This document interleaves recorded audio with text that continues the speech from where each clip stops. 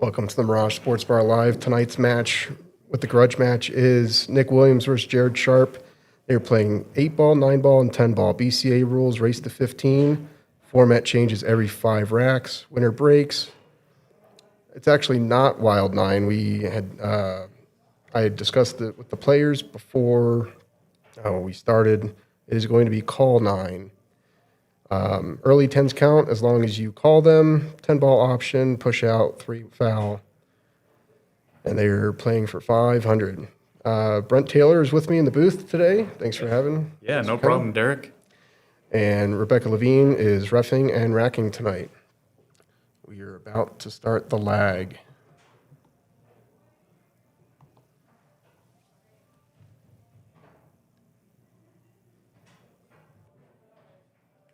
Go ahead, lag.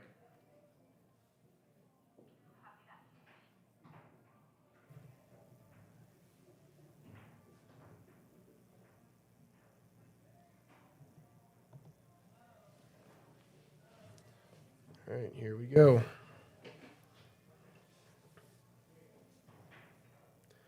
Nick Williams plays out of 3070 Littleton, and Jared Sharpe plays here out of the Mirage. Jared wins the lag.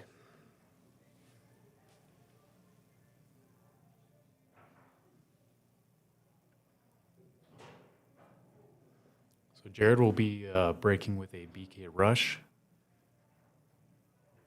That's his preferred cue for breaking.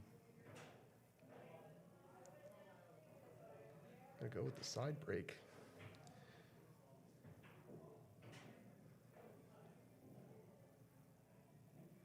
Ooh, living on the edge there with the cue ball.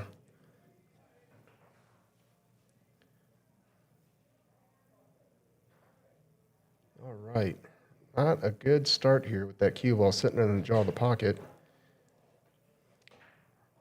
Yeah, definitely not ideal position. If he can see the 7 fully, that would be the best. Yep, that's what he's calling.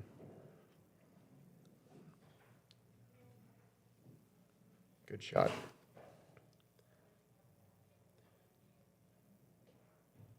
Very, very runnable table here. You can play the 1 and the 4, and then just how you plan on. Oh, get off the rail. 4 doesn't go anymore. That changed things a little bit. Yeah, it changed things a lot of it. There's no breakout ball to get back on the 4. Ooh, early rattle.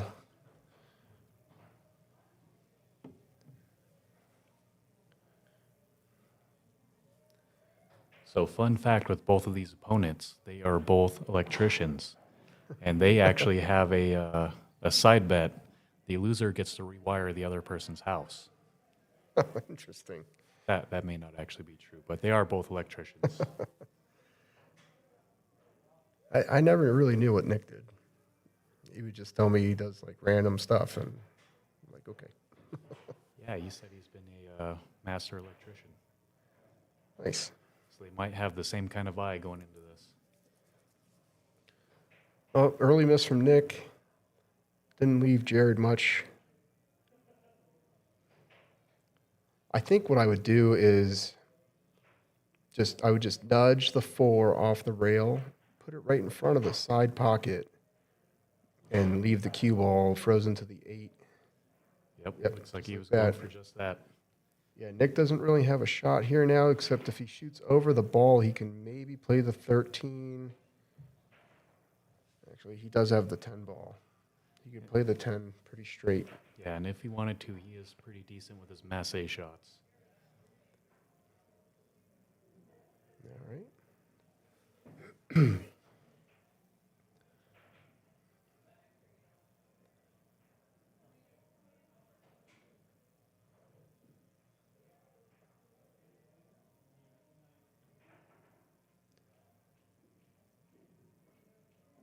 That was a good shot. Yeah, he got some pretty good draw there. A little bit more than I would have liked. I would have probably wanted to be. I probably would have wanted to be over here for that 11 ball. Yeah, he didn't set himself up for ideal position. A swing and a miss there. this kind of opens things up for Jared quite a bit. Oh, yeah, 4's out. Everything's going to fall in line here. He just has to roll it forward, and he has a shot on the 2 or the 3. I think I would have preferred to play that in the corner. I mean, yeah, the pocket's a little further away, but it gets you way better shape. Looks like he's going to make it work, though. Good position there. Oh, rattled it. Didn't take his time. Yeah, Just he got rushed down that and one. shot it.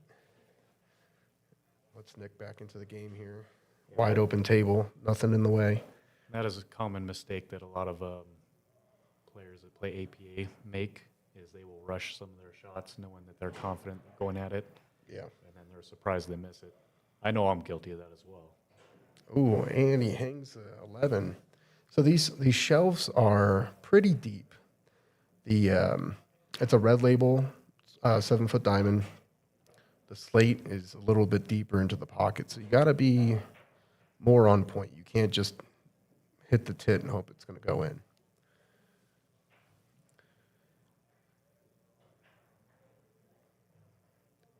All right, he's just going to kick at this ball here, it looks like. I'm not sure if I'm a fan of that because, I mean, he's got the 11 down there. Looks like he was just getting better position on the 3. Yeah, getting it off the rail. Yep.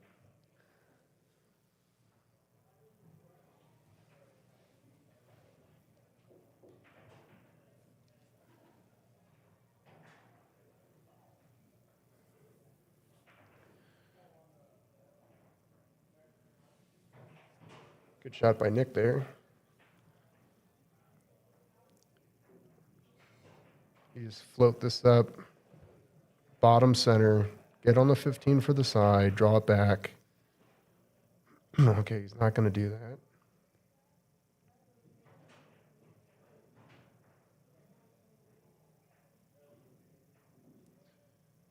That's why I didn't quite like taking that shot. I mean, it wasn't a bad shot, Yeah. but you have the cue ball come to the other side of the Oh. table. And, yeah, now, I mean, even if he would have made the 9, now he's shooting the 12 all the way back up table. Too much cue ball movement.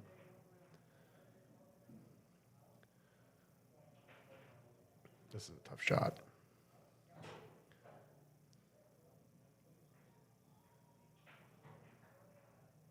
Yep, the 9 would protect him from the scratch, but of course you need to make the shot. So it does look like the 12 might go. Very fun. Well, I mean, it obviously goes in the corner, but the preferred shot would be the side. Yeah.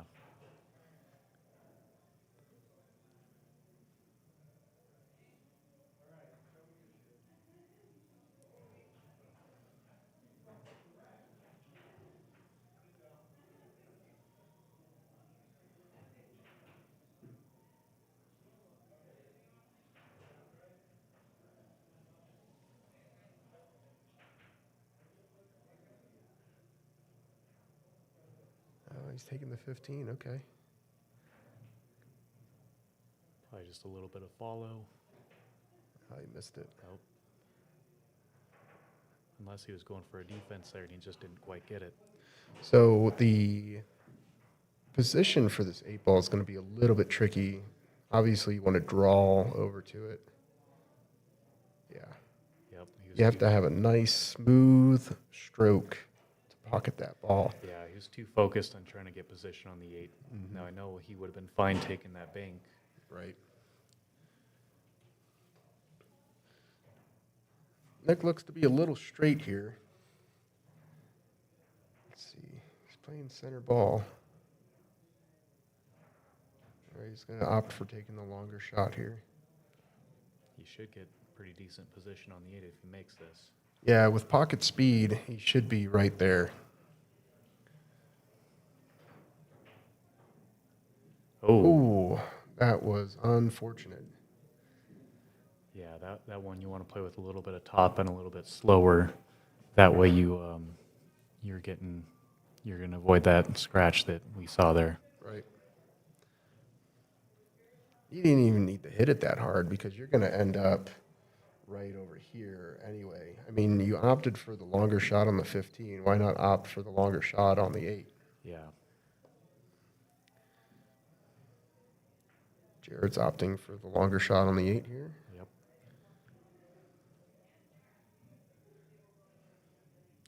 Ooh, hits the rail. Hey, I mean, it's not the easiest shot, but I mean, I think most players that play pretty often, this is going to be a pretty routine make right here. Yeah. Yeah. As long as he's careful with the speed control, he doesn't have to worry about a scratch. And He's there it is. fine. Nick Williams takes the first rack. Just stunned it right over. Rebecca Levine is reffing and racking for us tonight.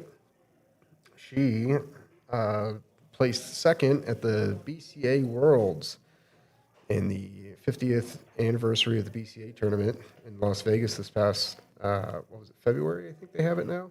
Yeah. Yeah, so she played great. In the women's silver division, runner-up. That's quite the accomplishment there as well.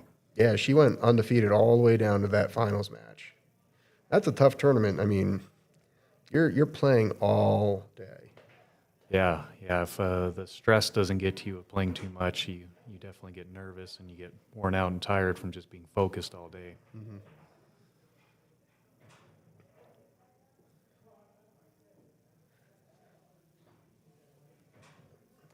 The equipment today, we have Aramith Tournament Pro Set, the purple 4 and 12 set. They make a TV version as well with the pink and 4 and 12.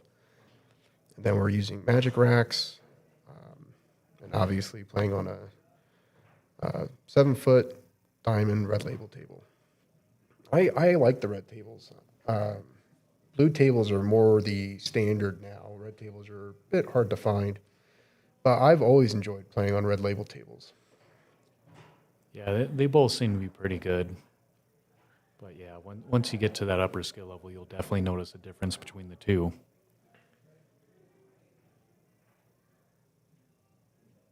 Center ball break by Nick.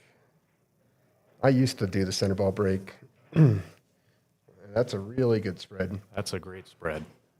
So the guys this morning, so Nick De La Cruz and Josh Rosshafer played this morning. They were hammering the break.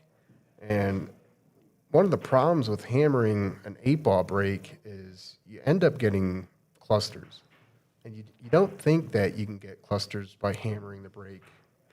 But having a more consistent, controlled break gets you a way better spread.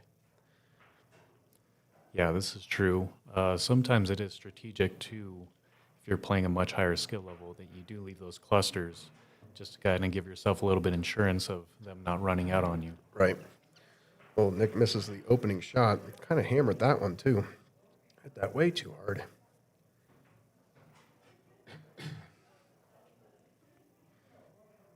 Open table.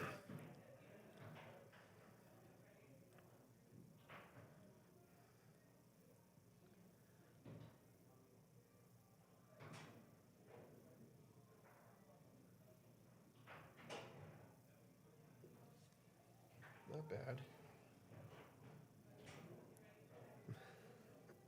Lance.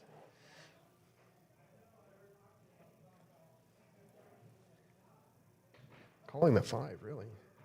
It must be. I didn't like that. I think I would have taken the 1. Yeah, the one looks a little bit tight, but it still would have gone.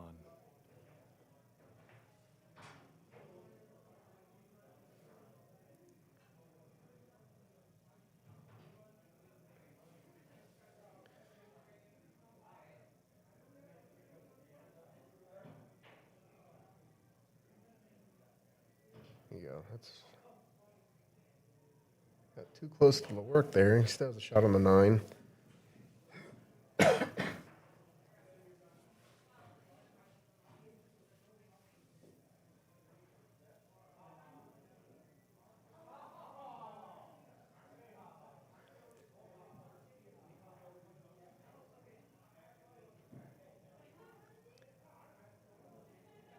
played a safe. Must have played safe. Yeah, it appears so.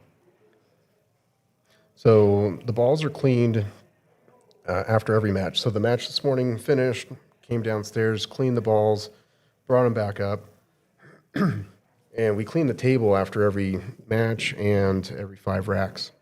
So this table, oh no, early 8 ball. Early 8. Nobody likes to, whether you're on the receiving end or the giving end, doesn't matter. Nobody likes that outcome. Yeah, I mean, in that scenario, you really don't even see it happening either. But yeah, so the balls on the table are cleaned every 5. Well, the balls are cleaned every match, and the table's cleaned every 5 racks during the break. We use an X1 Simonis table cleaner, wipe everything down. So these conditions are going to be a little bit slick.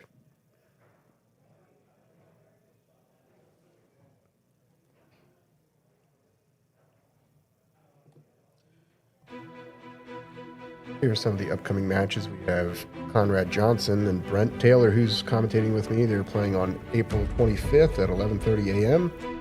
And then we also have on the same day, Danny Martinez versus Chris Bierman at 6 p.m. These matches are subject to change. I've already had to change a few of them. So the rest of them are what we're planning on doing, but life happens. Scheduled months out.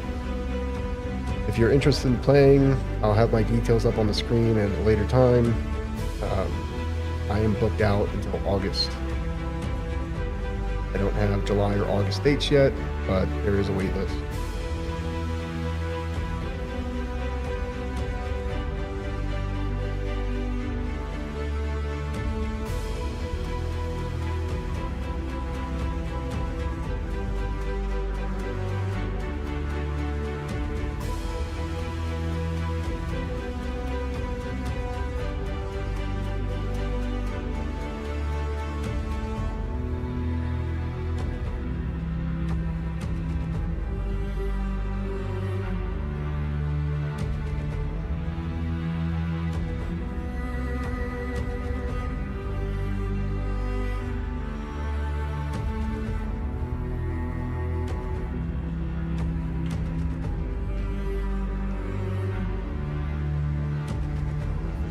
Thorough job to make sure everything's nice and tight for that rack.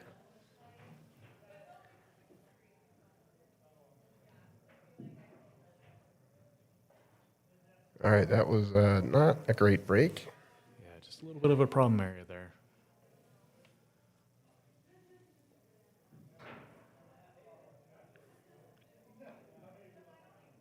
There's nothing really easy to get started here besides the 6, but I don't know if I would really like solids because there's no good breakout for the 2-3. Yeah, it looks like Jared was thinking the same thing. So the rack stays on the table unless the 2 players agree to move it after the break. So they'll probably move it probably after the shot, it might look like.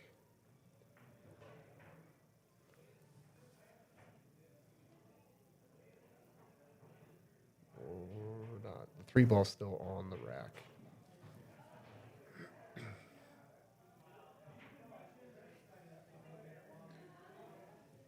Nick doesn't really have anything to get started here except cutting that 4 up to the corner. Maybe playing a 3-ball combo, but that's, in my opinion, that's not a very smart shot. I think he's looking at the 7. Oh, nope, he's going for the 4. Yeah, the 4 is really the only shot here. If you hit it good, you're going to get a breakout. Yep, and there's the breakout. Okay, so the rack should move now.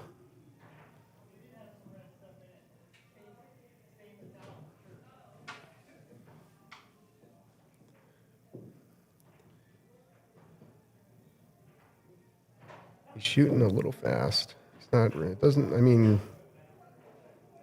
he didn't look to see what his next shot was going to be. Is what I mean by he's shooting too fast. Yeah, you got to think about the whole route, not just the shot in front of you.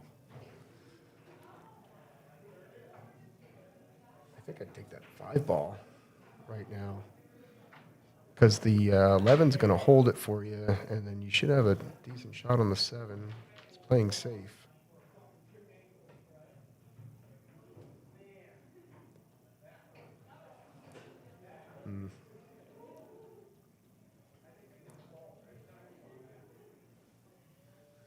It's a little bit difficult, but oh, he's not going for it. I was going to say take the 15, try to get on the 11.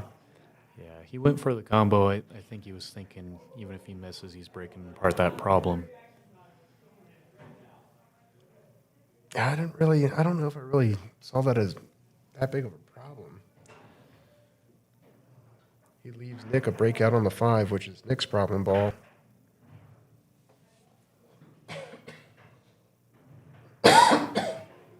Yep, and there's his breakout. Yeah, he didn't leave himself too good besides the 6.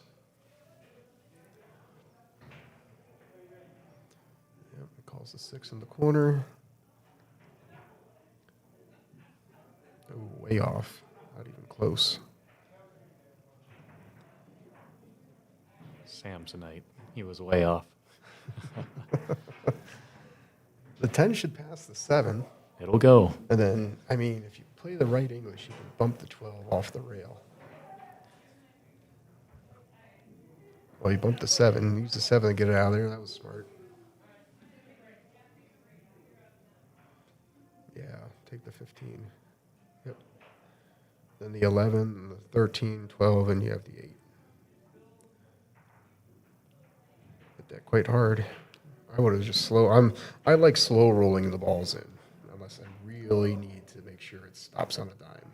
Yeah, that is key. And I notice a lot of players, they'll overhit trying to get a certain type of English on the ball. Right. And that's not really the case. As long as you have a strong follow through, it'll do what you want. Is he going to scratch? Nope.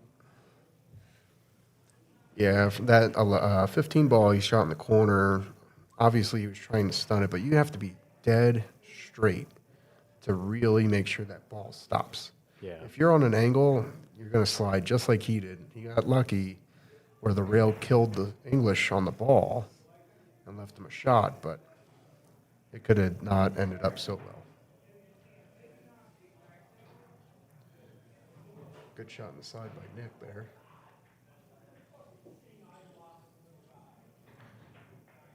You got to put a little bit of pace on this and go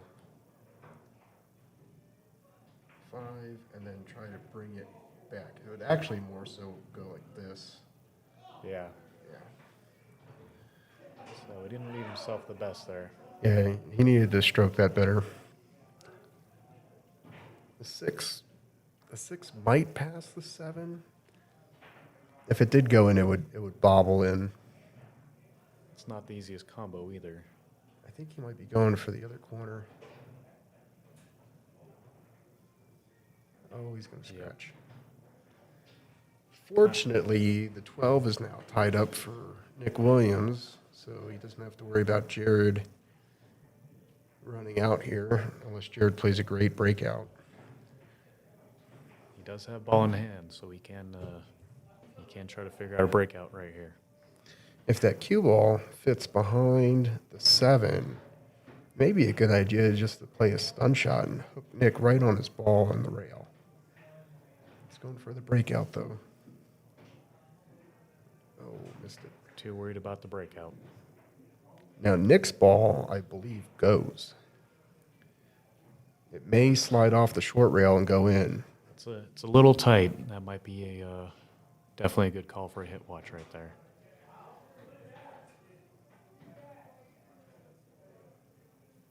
Yeah, if he does play the 7 and it has to roll off the rail, you have to play it real gentle, which would leave him a longer shot on the 8. But that's probably the only way to really get out from here.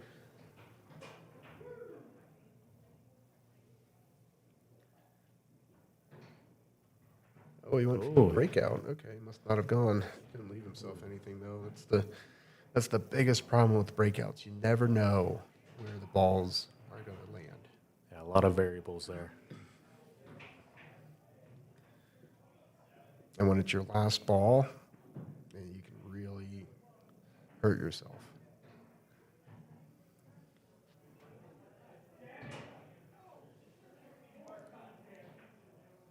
I'm sure he'll get a good hit out of this, but I don't see him making it.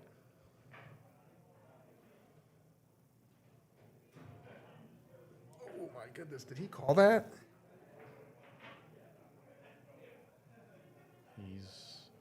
He's walking away. That was not what he intended to do. I was going to say, I mean, it was there, obviously, but nobody really intentionally placed that shot. I think he was trying to leave Jared, with a tough shot. That wasn't tough enough. Not enough. Oh, man, if only he would have called that shot. Jared got himself good position on the 8th.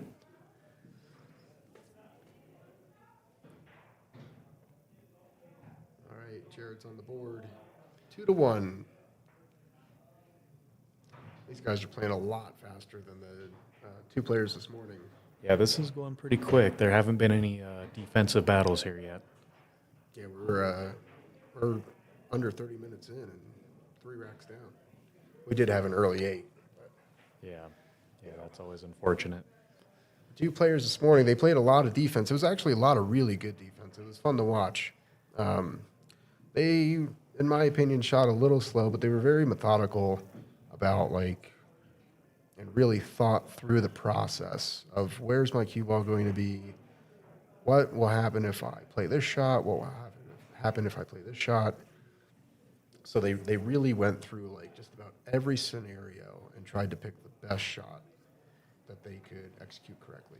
Yeah, if you don't have a guaranteed route to run the table, sometimes it's best to think about where you can have defenses. A lot of people miss that, trying to go for hero shots, and then they end up missing.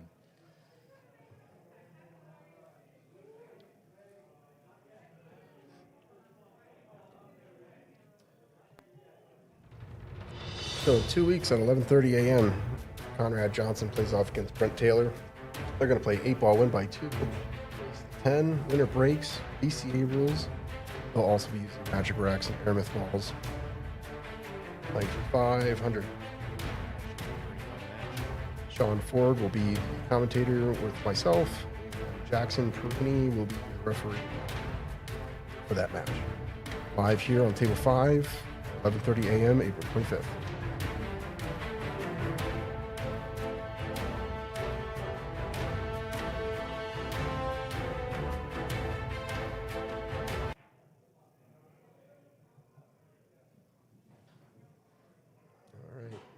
Comes Jared to break, side break again.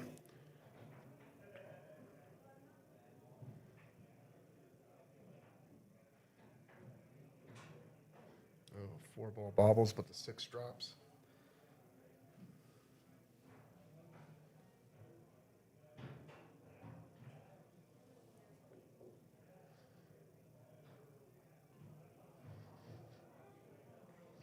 Nothing really good to start again. The cue ball is just in a bad spot.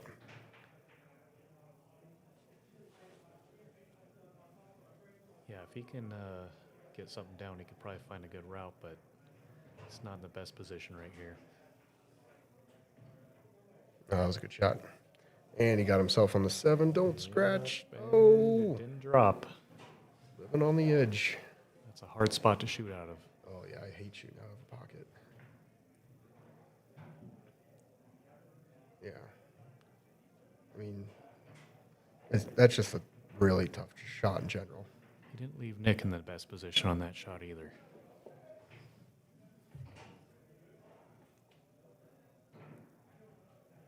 If I were Nick, I would play a defensive shot and try to leave the cue ball down behind the 9. He's not going to play that. He's playing the ball down to the corner, the 12. Oh, he miscued. It did not touch. Ball in hand. And Derek, we said it was a 3 consecutive fouls would result in a loss. Not for 8-ball. Not for 8-ball. For 9-ball and 10-ball. 9 ball and 10 only. Yep. Okay.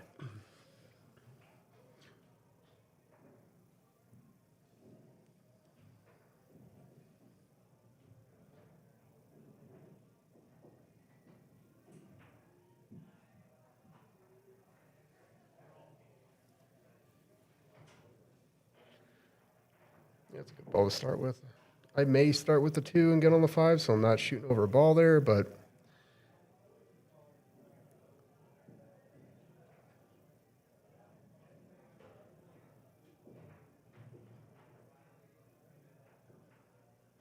he's making it work. Not really the pattern I would play, but you got to get over there. He did Know not if he has get enough there. room. No, he didn't get there. He's got to bank the 7, and he'd have to bank it into the side pocket. And Jared does like his banks, so he might actually just go for that unless he can see a safety. The safety would be to play and get the cue ball. Yep. Just like that. He hit it a little hard because now it's not really safe, but Yeah. that was the concept.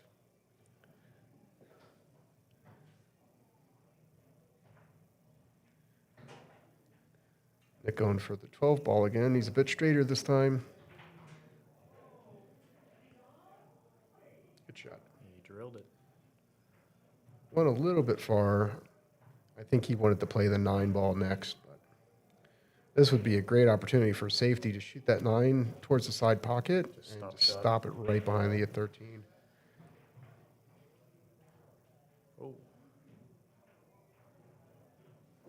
Well, he did not get safe out of that. 4 ball goes. Hit it nice and easy. You have the 7 in the corner or the side. No need to hit this hard. I hit it too hard. oh, he got, got the good bump. position. That'll set him up for the 8 as well.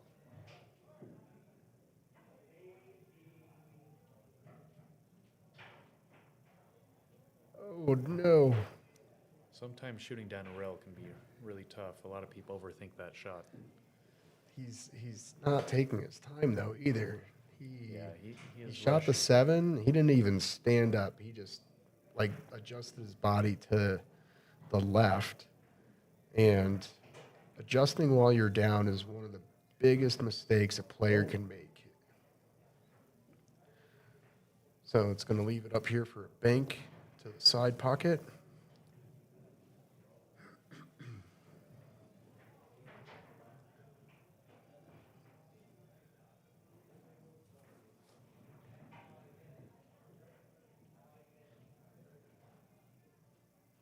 Ooh. Oh, he overdid that quite a bit. Now it's in a really bad spot, up on the short rail like that, and the pocket's blocked. Nick has a lot of opportunities to get some good defenses in right here.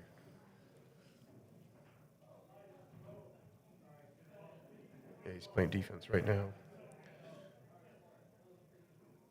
That's a good shot. That was a really good shot. I'd say Nick is favored to get ball in hand.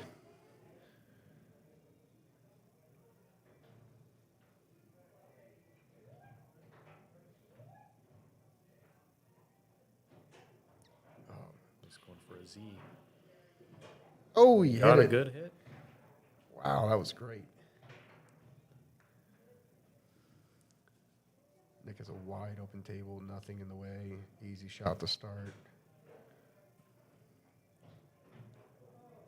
There you go.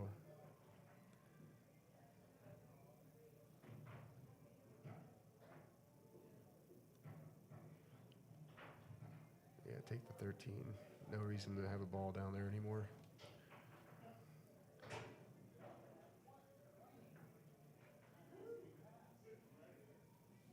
Good shot. This is where it's going to get a little tricky. I would play the 15 and try to roll over towards the 8 so I can get that 10 ball out of the way. Yeah, try to get it out of there early. I think he's gonna try to bump the 8, but the angle probably won't work. Yep. Yeah. Okay, now try it again. Don't take that 11 out because you're gonna get yourself in trouble. Or you can take the 10 now. You should probably really take the 10 now. Oh.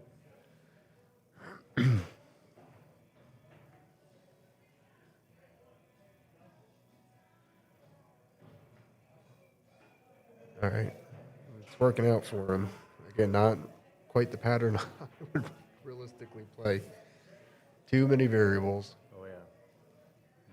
this breakout here, though. Oh, he's 100% going to get the breakout. He'll probably end up between the 8-10 and nudge the 8 over. And he's using a bridge. I expect him to run into the 8 ball here and leave himself dead straight on the 10.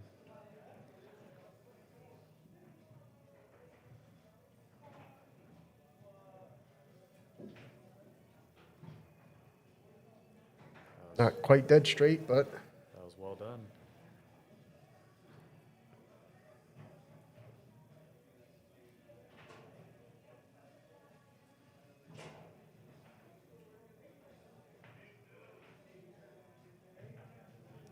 all right, Nick is about to take a 3-1 lead.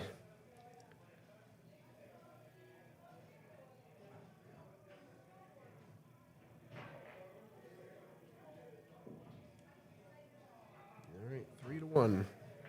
Nick got the 4th rack. So this will be the last rack of 8 ball for the time. Then we move on to 9 ball, correct? Yes, so we will have a 10-minute break after this next upcoming rack here.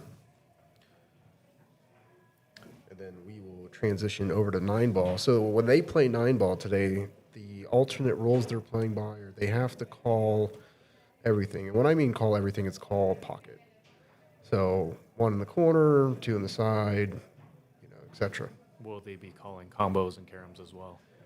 Only ball pocket, so they don't have to call the combo out. They probably will, especially if they're trying to combo the 9 ball in. But yeah, so other than that, push outs, 3 fouls will apply in 9 ball, and we'll play 5 racks of that. I expect that to take just a little bit longer, only due to the call factor. Adrian and Mikey played this very similar format last month, and 9 ball flew by. I mean, they were done with 5 games in 20, 30 minutes. Oh, wow, that's pretty quick. Yeah. But they were also, I wouldn't say they were slopping balls in, but they slopped a few. It happens. It's 9 ball. Yeah, that's a pretty common 9 ball. A lot of players don't like it because of that reason. Yeah, I mean, I don't like it because of that reason. To be honest, I'd rather play 10 ball. Especially in APA when you got the going for points and you have quite the handicap on your opponent. And Yeah. it's a huge difference.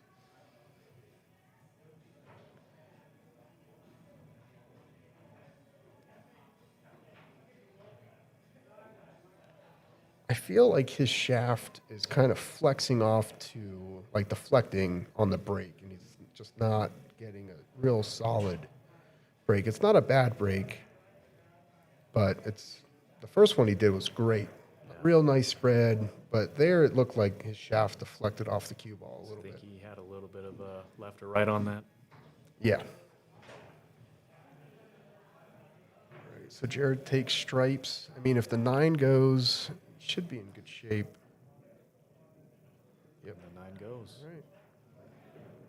10 ball's the only problem. Break it out right here. There you go. Nice little combo. Yep, play the combo.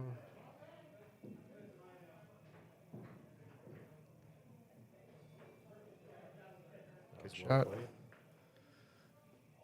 Okay, here's where it gets tricky. You want to put a little bit of low right on this 10 ball so that it hugs the rail to get around the 6.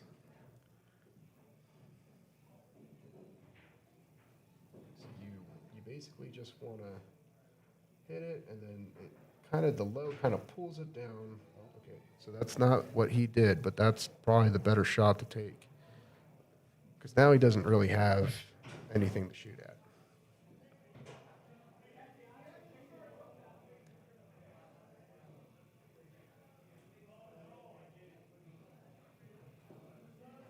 There's not really even a good bank. I mean, that 2 ball makes that pocket really tight. Oh, The cue ball went in there, though. yeah. He called something. All right, Nick's back at the table. Wide open, no problems.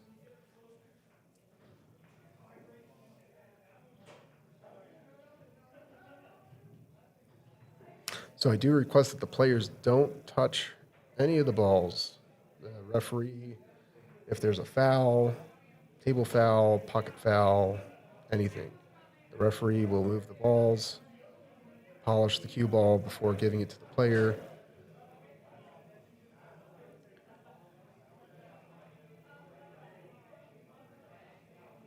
Good shot, good speed, good control. There's really no problem. There's like a million outs right now.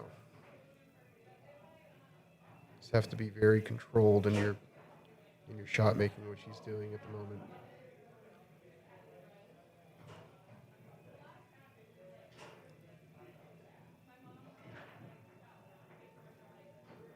Oh. The 4 might go on the side. I think it does. Yeah, He's playing that- this, that he needs should to go get on right the in. 7. Ooh. Well, at least he stood back up. Yeah, very important. Stand back up. I think he got in his own head on that one. It either didn't go or, yeah, he got it in his own head. 12 goes, it's open. Getting on that 11 is going to be tricky. You got to draw it around the 8. He's going to still have a shot at it.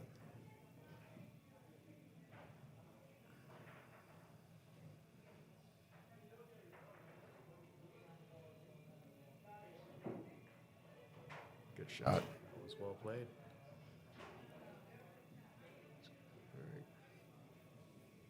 I would probably play this in the side pocket. Yeah. Yeah, that side's going to be his best bet. I only like the side because it's a bit bigger. Yep, that's where he's going. Side pockets are typically a little bit larger. Yeah, I think he was worried about the scratch in the corner. If you just play at pocket speed, just the cue ball is going to die off the ball. It won't even make it down there. He hit it way too hard.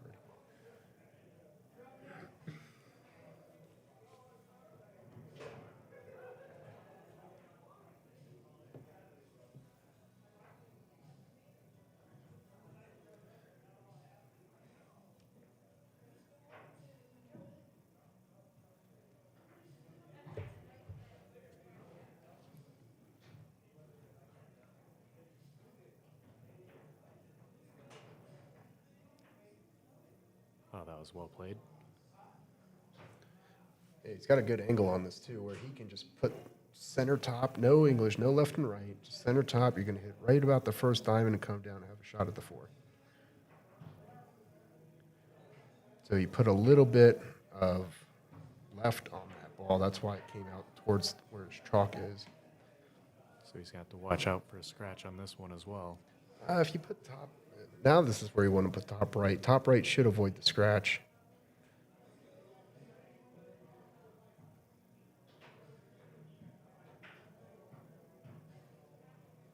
Jared should have this one, regardless if he makes it or not. I mean, he should take the pocket.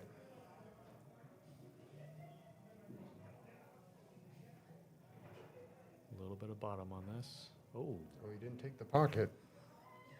Yeah, he's just playing a little too fast, man. he didn't leave him an easy shot, though. He's got to slow down a little bit. Yeah, I don't even know if he can hit it without kicking at it. He's going for the kick. Now, Nick does have a pretty decent percentage of getting the kicks. That was a good hit. Not bad, but he left him straight in.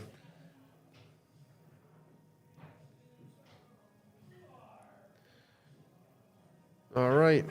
Jared wins the rack. It is 3-2, and we will be back after a 10-minute break.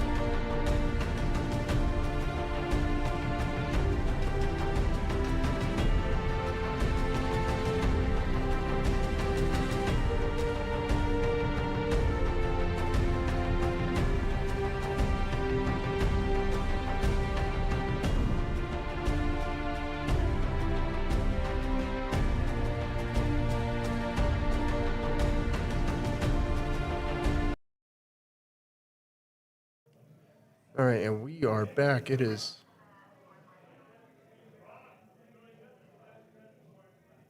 It is 3-2. Nick Williams has the lead. We are now playing 9-ball. You got some pretty good movement on that 9. Oh, wow. Did he make a ball in the break? Nope. No, This could be a quick rack. it's a good spread out table. So they're doing call shots. So if he plays the 9, he has to call the 9 in the corner.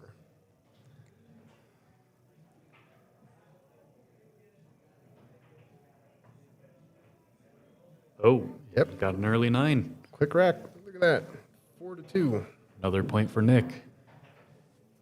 And I spoke to both players during the break, and they both are feeling the nerves pretty strong. So they're a little nervous playing with people watching, which can happen to a lot of people. And then Nick did mention he's wearing a knee brace. Some of you might have noticed. He has an accumulation of knee injuries from work, and he said it does affect his pool playing, but the brace helps a lot. So he is kind of at a little small handicap, but he said he's taking his time, and that'll help. That's good. Yeah, he's got that knee brace on in his picture there, too. The people at home can't see the picture of him. But, yeah, he's got a knee brace on. I've seen him with it quite a few times.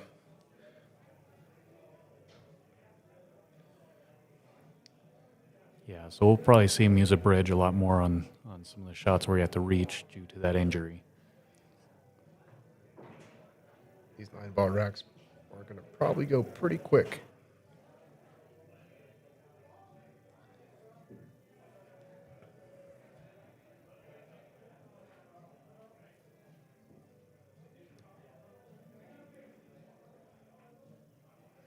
I like breaking 9-ball from the side rail. About a half a ball off on the side rail. That was a good break. This was a really good break. So we had, I think, 3 break-and runs this morning. I would love to see some more. This would be fantastic. Yeah, those are always exciting to see. I mean, it's laid out real nice to do it.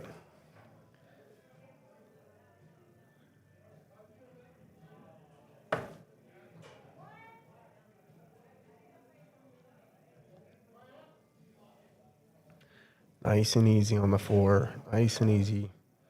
You can come off. You want to be about a ball and a half off the rail here for the 6. Oh. They hit that a little Nick. hard. Oh, yeah, way too hard. I mean, he's on the other side of the table. Going for the bank. There you go. Good shot.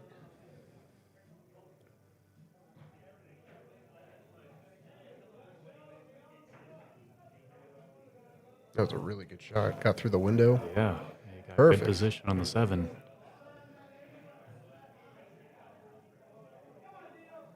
He adjusted while he was down. That's a big mistake. You always want to stand back up and find he your did that ending earlier. point. He did that earlier, too. Adjusting while he's down. That's when he missed that 8-ball. Yeah, That cost him the game. that did. It's going to cost him this game, too. Yeah, it was a little bit of a reach for Jared on that one. He's known as the world's tallest dwarf.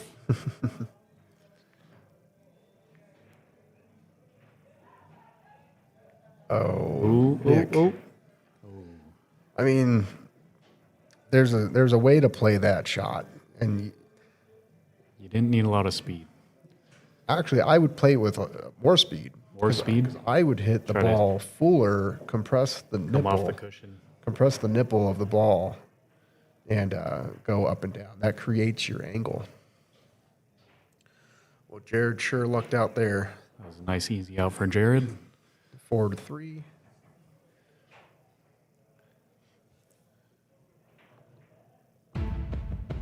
If you want to play in a grudge match, you need to have a minimum race to 10 is required. No handicaps. You must play even.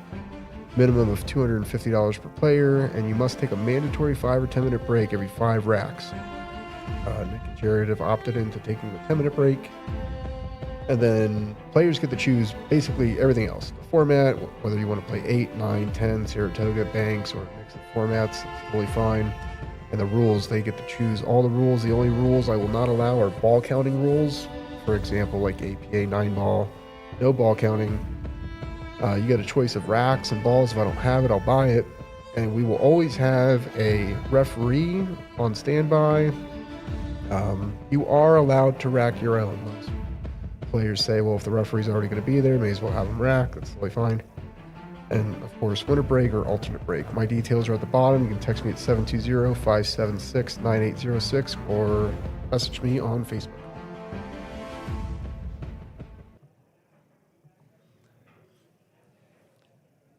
Looks like that one's going to drop. Oh, Not enough. that's all right. That's a hard shot to get to that one. So this is a great example for any lower ranked players that don't know what a push would be. So if Nick calls push, he can literally do whatever he wants as long as the cue ball stays on the table. He doesn't need to hit a ball. He can hit a ball out of turn. He can pocket a ball out of turn. He's going for it. Okay, so he missed it. Okay, great example. He missed it. He did not call push. Therefore, it is a foul. If he would have called push and missed the ball, it would not have been a foul.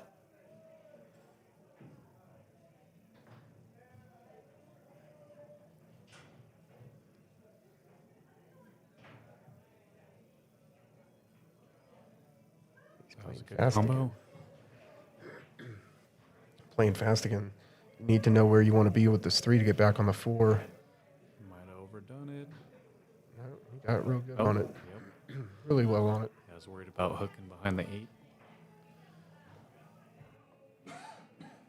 Perfect position on the 4. He's a bit straight, but it should work.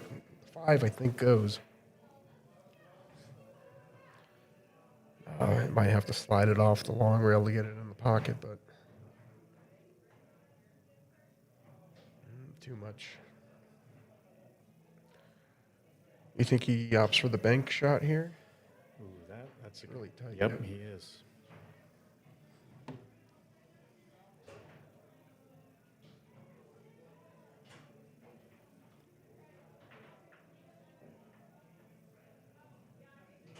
Oh, he drilled it. That was a good shot.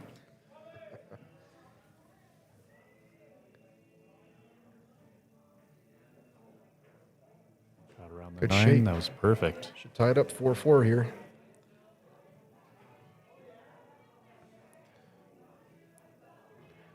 These 9-ball racks are going to go pretty quick. 10-ball might go just as quick. And we are tied. 4-4. This is going to be, I think, a pretty tight match. Might go all the way down to the hill. If it stays like this, it sure will. Yeah, the close matches tend to be a lot more exciting, though. Oh, 100%. It also keeps the players a little bit more nervous. Yes.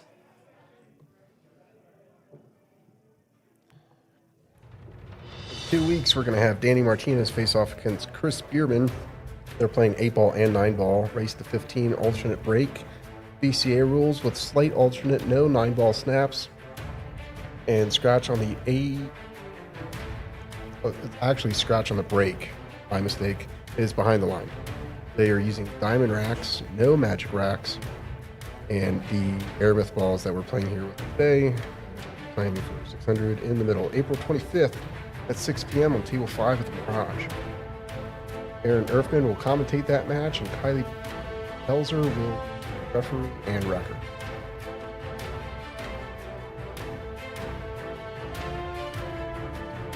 So Lucas, Nick De La Cruz won this morning's match, and he won 15-10.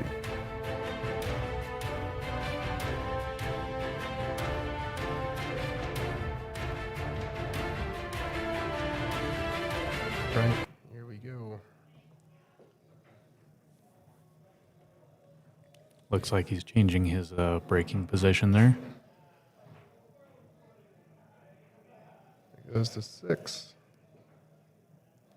And I think you could see the 1.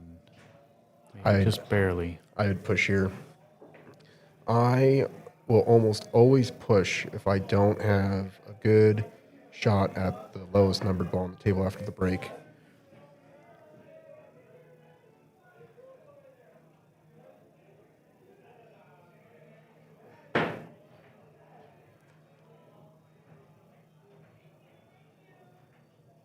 He's calling it.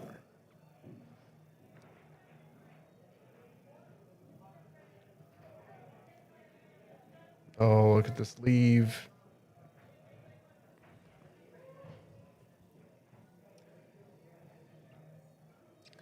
So here, a good shot would be to just thin the 1 and try to get behind that 9 ball there.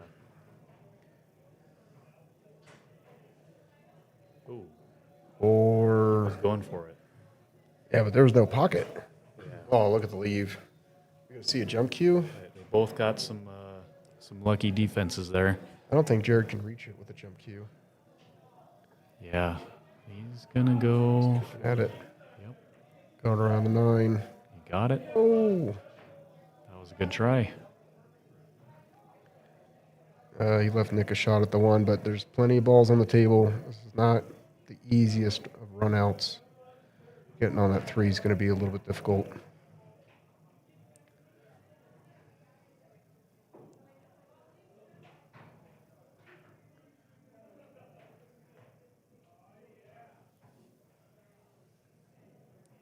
Oh, bobbles it. He had good angle on the 2 to get on the 3.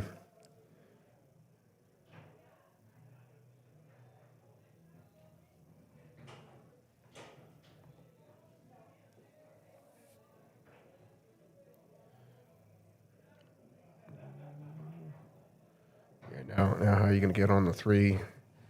You should play safe here. Just put that 2 ball back behind the 3 here. That's where you should be putting the 2, just calling safe. He went for it. He can see it. Yeah, he got it.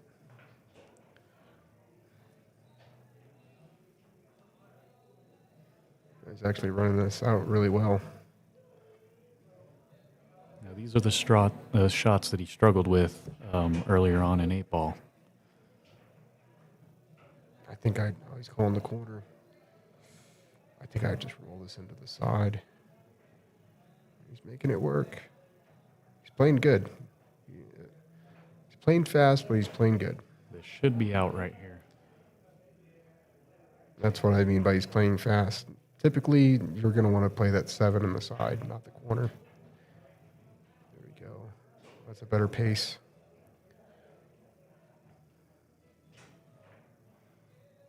There we go.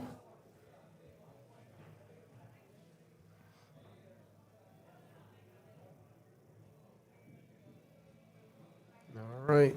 Jared takes the lead. I think it's his first time taking the lead. Yep. Yeah, Nick's been running the lead up till this point. Yeah, these 9-ball racks are going to go fast. We're already at the 9th game here. Oh, this is actually going to be the 10th. So after this rack, we will take another 10-minute break. I know it's a bit quick. Probably going to have to change that rule in the future here. Yeah. Play 9-ball and 10-ball, then take a 10-minute break.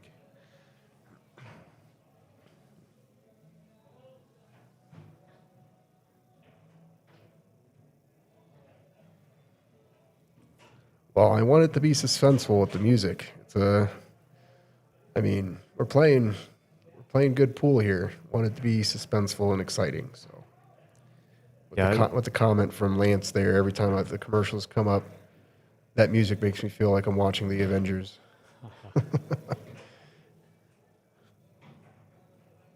Now these guys are gonna have to start breaking out their superpowers.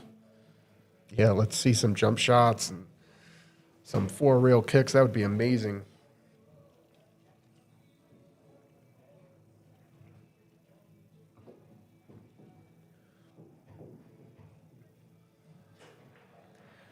All right, here we go. Last rack before the break.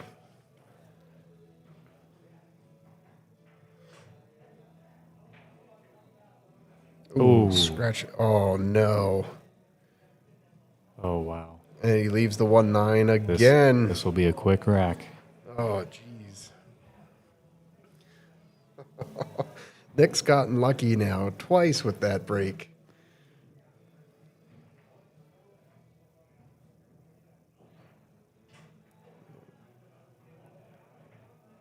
What are you looking at, Nick?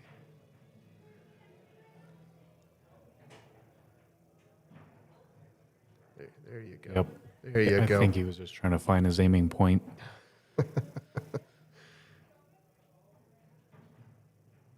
There it is. All right. We got another tied game. 5-5, and we will be back after another 10-minute break.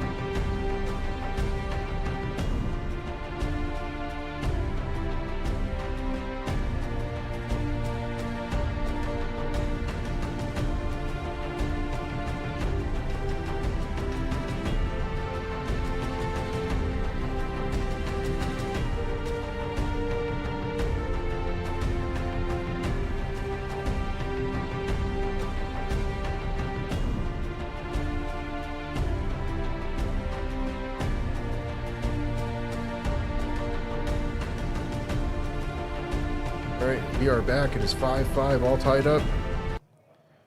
Nick Williams to break. That was a quick 5 games.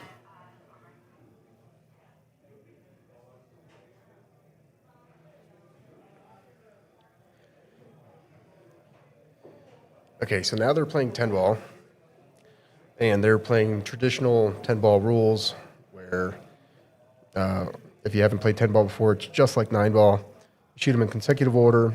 In 10 ball, though, you have to call your shot. Just ball pocket. They are playing 9 ball like that. Push outs and 3 fouls are in effect for 10 ball today as well. And then they are playing with the 10 ball option. If you don't know what the 10 ball option is, it is basically when you legally hit the ball. So like say Nick calls the 1 here and accidentally makes the 5, but misses the 1. And the cue ball's stuck behind the 8 and the 1 goes up table near the 6 and you can't see it, right? Then you could tell your opponent to shoot again. Now, if they were to foul on their second attempt, then it is a foul. But they do have to play it where it lies. Good shot there by Nick. Oh, Not that great of a shot there, though. that was way off. He got lucky. Jared should be able to cut that down to the corner. It's a bit tight. He can cut it all the way down, or he can go for a defense. Yeah, he's cutting it. I think I would cut it too. Oh, he's Kicked at kicking it. at it. Oh, that Did was. he call that? I think he did. Oh, wow, what a shot. Crikey. He moved his stick so fast, I didn't know what pocket he was going for. Oh, another one. Now he's stuck. This is one of Jared's specialties. Pull out the jump cue. He might. He's been working on those. So Jared jumps with, oh, he's kicking at it. Oh, the confidence is building. He definitely has more experience with kicks and banks. All right, ball in hand. They are playing early 10s, so they can call the 10 early and win the rack.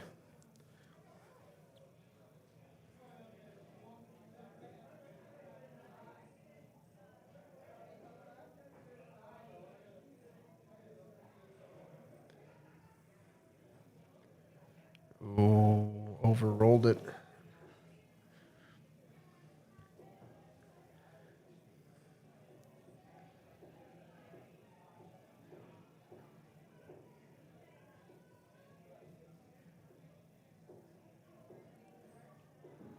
Too hard. Way too hard.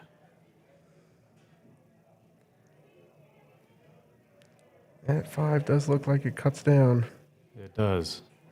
Not the easiest shot to pull off, but it'll definitely go.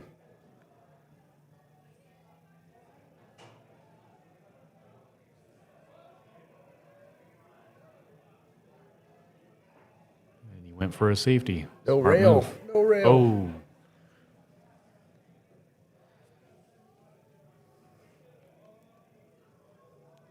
Okay, so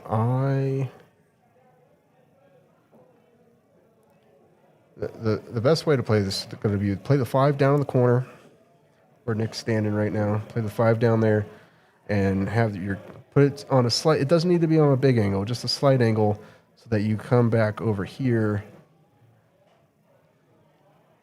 for the 6.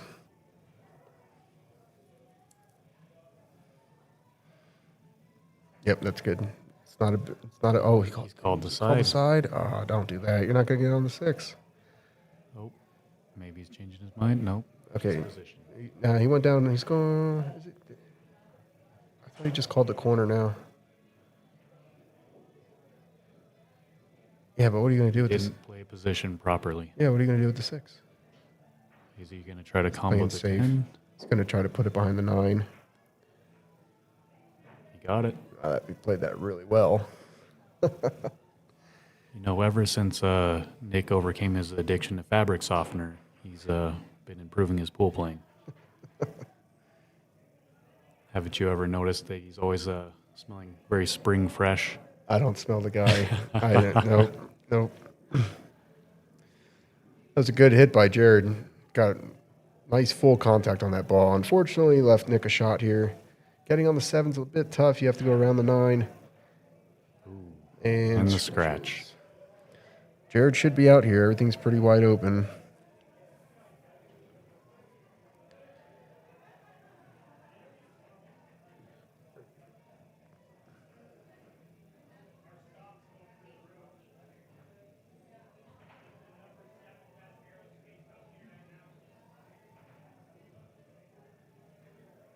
Oh, that's not good. He left himself too straight on the 7. Yeah, and he's got to shoot over the 8.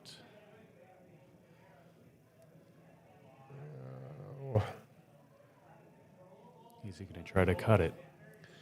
I think you play safe. You send cue ball 2 rails down table. So you hit the 8 on this side, you send cue ball down here, and your 8 comes back here. Yep. There we go. He's going to leave it in the window. Good attempt, though. You can see it. There's not a whole lot of options to pot that ball, but you can get it. Well, this is where you play safe and put the cue ball over here. Yeah, just the half ball hit. He went for it. Oh, he wanted that 10. So if the 10 went in early out of turn without being called, it just gets spotted. No ball in hand. Not a foul. Oh, no. Is he going to get stuck? Nope. Good Just shot. enough. Looks like he's a little straight here. He played that really well.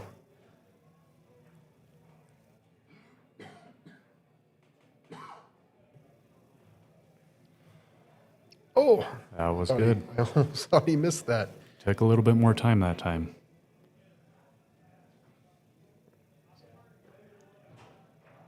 All right, Jared takes the lead again.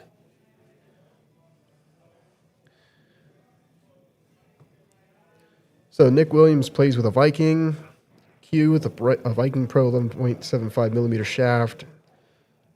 He plays on his playing tip is a Kamui Super Soft Black, and he plays with a Power Break Rush Break Jump cue and the Town Pyro Chalk.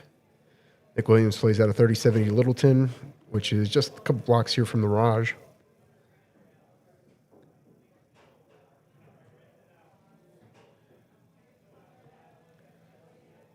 Also, Jared plays with Q-Tech Synergy Shaft, 12.5 millimeter, plays with Kamui Medium Black, breaks with a BK Rush Orange, jumps with the Frog, which is a discontinued cue from the 90s that's green. It's a pretty awesome cue. I've seen it a couple times, owned it once. It does look pretty cool. And he plays with Predator Chalk. Jared plays out of the Mirage.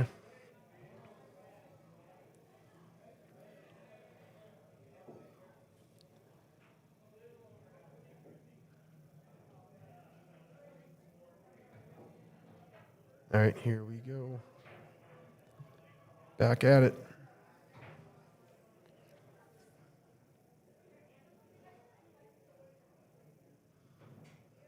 Good break, good cue ball control on the break there. Unfortunately, the 1 is tied up.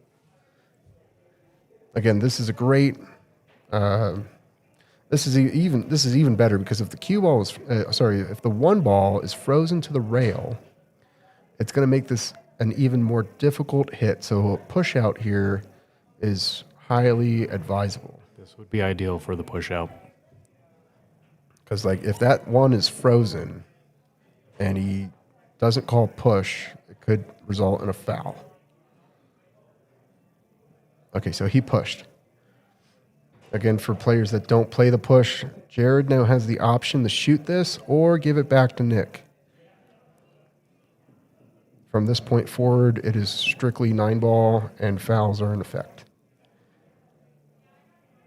That was a good defense right there. So Rebecca must have called that ball was not frozen.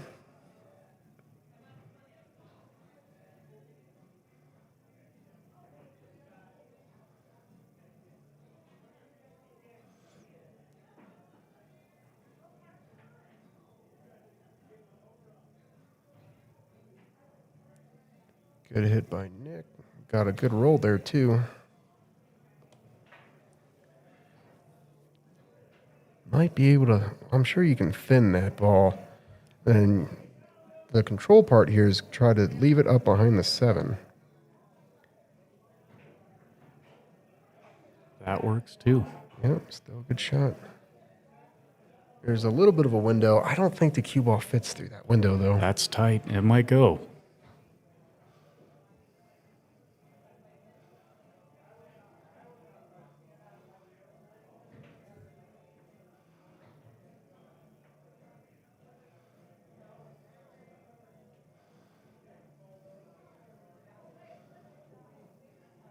He's kicking at it. 2 rails. Ooh. Ooh, just missed it. All right, ball in hand. So they are playing 3 fouls, so this would be Nick's first foul. If Jared were to cause Nick to foul 2 more times in a row, 3 consecutive fouls, it would be a loss of game. He has a pretty easy defense right here, but it looks like he's going for just potting the 1. I will typically try to get the 3 foul if it's at the beginning of the rack because there's so many more balls to hide behind. When the rack goes later into the rack, it's less likely for myself to try to 3 foul somebody. Yeah, I've noticed both of these players, they typically tend to go for a run out, so they're not usually going to try to go for the 3 foul. Yeah. All right, you just got to tap this forward nice and easy. Why so hard? Oh, And the scratch. why would you hit that so hard? I think he was trying to get all the way down to the bottom end of the table to take it down the rail, But he was right there. yeah, mean- the gentle shot would have been the best move. Yeah, it's about where you needed to be. Well, Nick just set it up a little too straight, but I would prefer a little bit of angle there.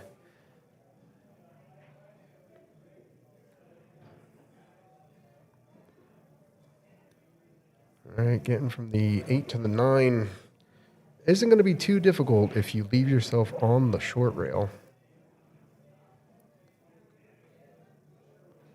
Nope. Big bounce. I mean, it's still doable to get down there. You have to be a little careful because you could scratch in the corner down here if you hit this wrong. I hit it really good. Hit it really, really well.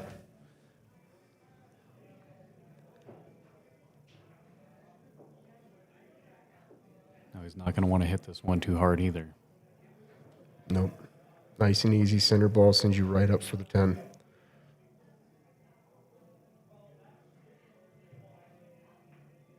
Oh, no. Oh, no. Nice and easy. Yeah, He had to put some English on that, too, because it came back. Yeah, now both players have calmed down quite a bit, but when you're in this position, there's quite a bit of nerve, and it's easy to miscalculate how hard you need to shoot these. There we go. Jared takes down this rack, makes it 5 to 7. It kind of makes up for the 2 9 balls. The 2 9 balls, Yeah. early 9s from Nick from scratching on the break. Yeah, he's got one more because he gave him an 8 ball as well. Yeah, that's true.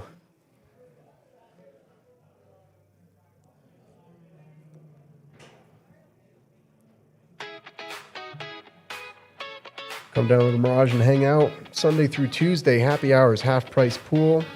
And then we also have pool leagues. We have several different pool leagues throughout the week. Reach out to the bar to find out what night, what league. And we have an 8-ball tournament on Mondays. We have dart leagues throughout the week. We have foosball leagues throughout the week. They're actually playing foosball here right now behind the booth. And yeah, there's just a lot to do here. So come down, hang out, bring your friends. Yeah, and Derek will be at karaoke night singing Freebird. Absolutely not. I'm here on karaoke night, but I am not singing. I'm actually here pretty much every day of the week.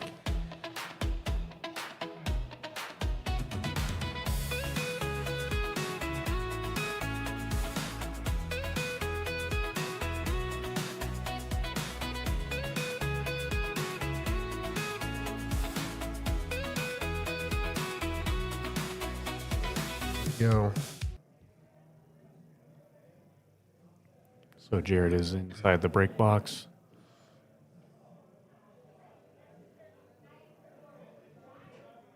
Try 3 ball.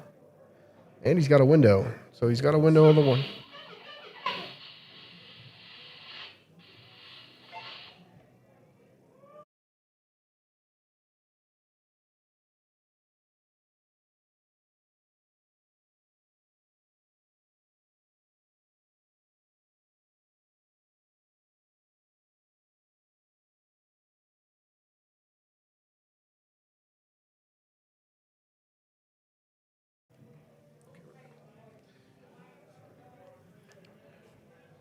So he misses the 1.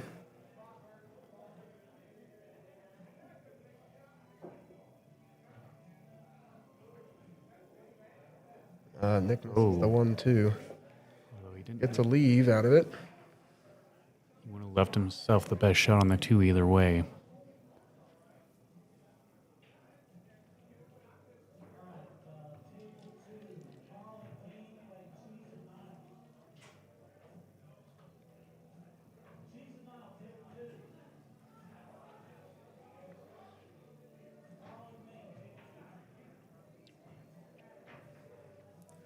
This could go off the 7.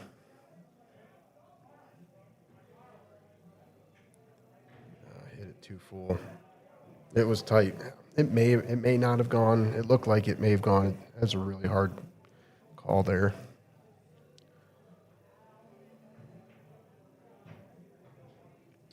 Good shot.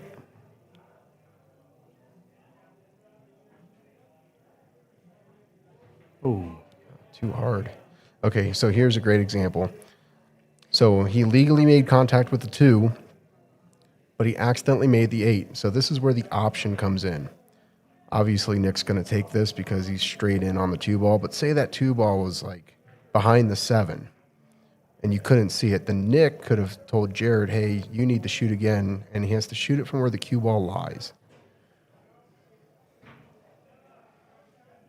You had to hit that better. Now you're playing a bank shot here on the 4.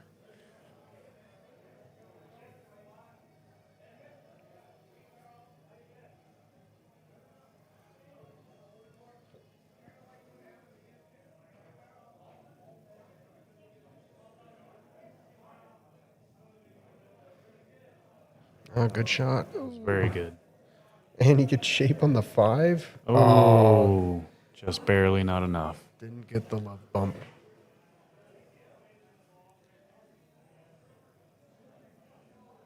Looks like he's thinking about kicking at it. Oh, I wouldn't do that. I would just thin it. I would just thin it and then send that cue ball up here. Leave the 5 down on the rail. Like, just skim the paint off of it. Let the cue ball just fly. He's kicking at it, though.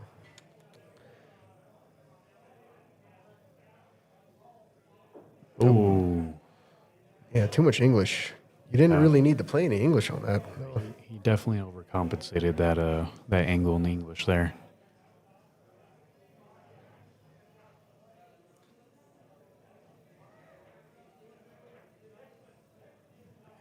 That's the correct side to play on the 5. You get a much wider shot at the 6.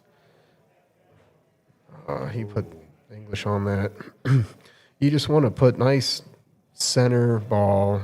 He stunned it with bottom, which is why it took a 90-degree angle off the rail. He's calling the 6.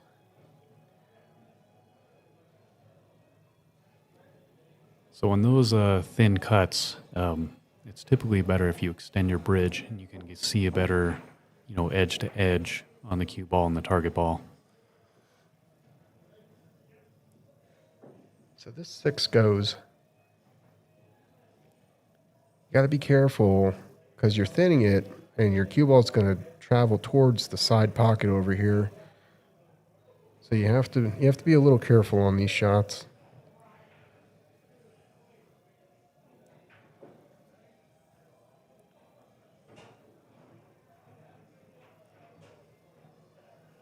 Yep. See, the cue ball is traveling right towards the side.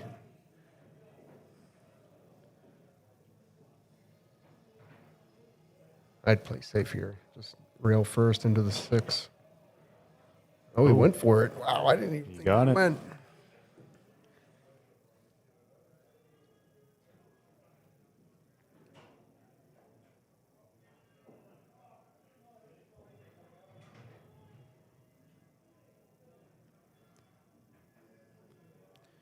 we go. Yep. That's a very nice out. Good 6-ball shot there. Jared makes it 8-5, 3-game lead.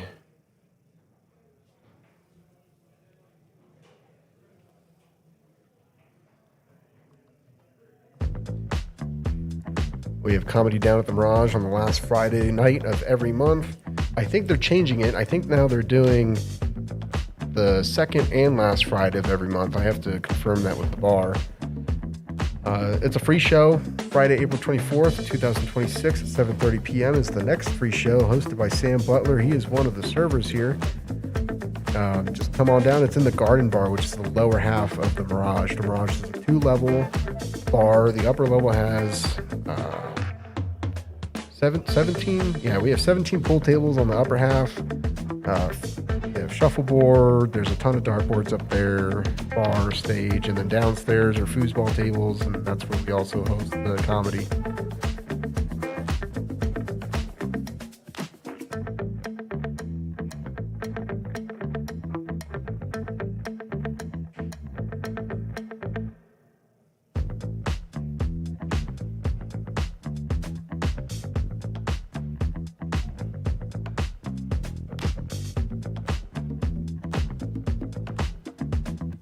Clayton over there spelling Jared's name wrong.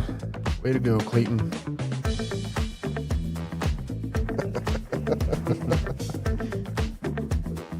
Gerard. Might have done that on purpose just to get to him. Maybe. Not like Jared's actually watching the stream while he's playing. Yeah.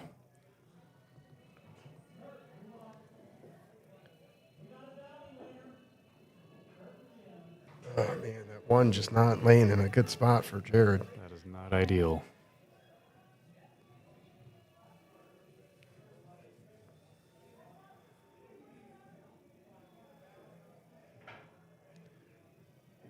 He's calling safe.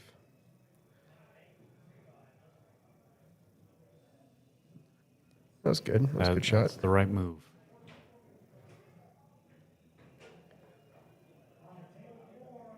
I think I go for it. I think I go further than side. There's a lot of other problems on the table. So running out from here isn't a big deal if you miss the one.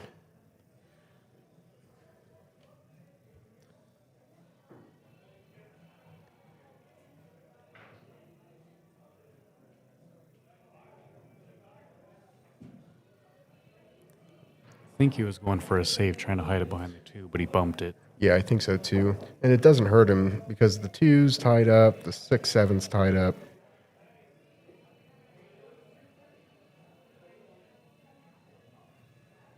He's going to play the combo.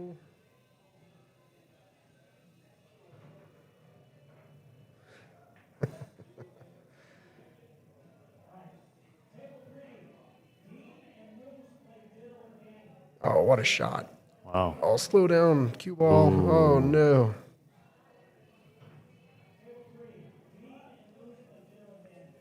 Well, he can see it. No, I don't think you can see it. He's got to go rail first with English to just hit it. Yeah. Always going to kick at it. Oh, boy. Again, still not an easy out here with that 6-7 tied up on the short rail.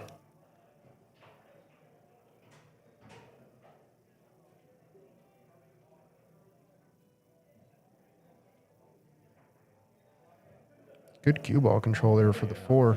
Great position on the 4. This is where you really have to look at the rack if you don't have it planned out on how you're going to get to the 6 from the 5. So it looks like he's planning on just drawing back.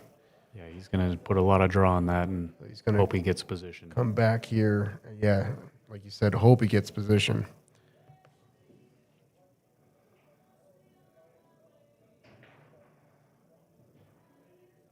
Oh, totally missed it. Okay, so again, the option rule is in effect. Jared could make him shoot again.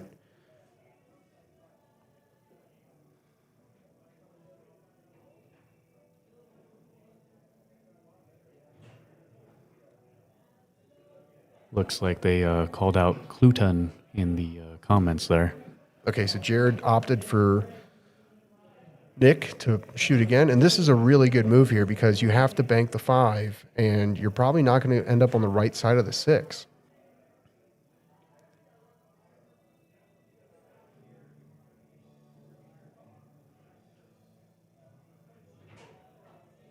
I think that was a good call by Jared. 5 is on the wrong side of the pocket, but it goes, and then you can actually get shape for the 6 if you hit this with the correct speed. Did he just call safe? Oh. I don't like that because now the safety is just to play a stun shot with a little bit of draw and send that 5 ball down into where the 6-7 is at. Absolutely.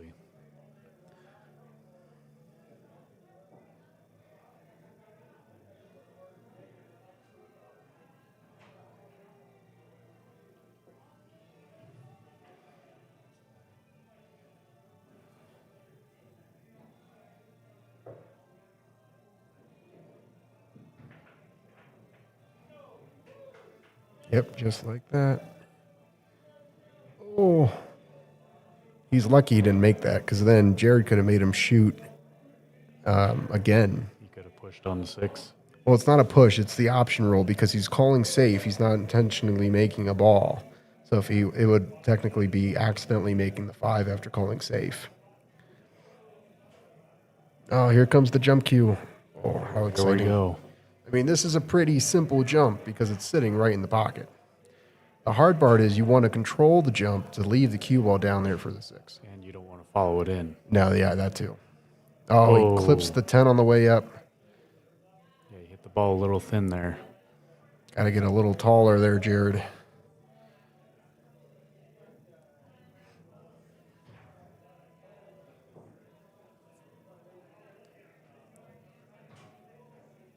It shouldn't be a very hard out, but you know it's definitely not As long as he an doesn't easy out. overhit this, he should be able to get that 6. The 7 to the 10, depending on how you leave yourself for the 7, is going to determine whether or not he runs out here.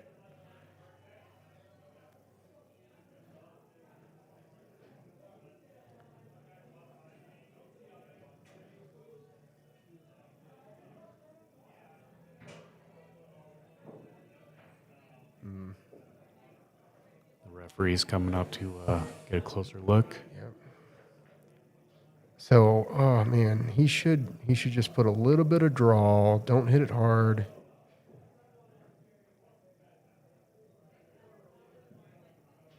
Yep. He hit it a little too hard in my opinion, but it worked out. Now he's too straight. He's got to cheat this pocket to get back on the 10 to play it up in the corner. Yeah, Nick likes to play with draw, but against the rail, that's not an option. I mean, it's cuttable. It's not easy.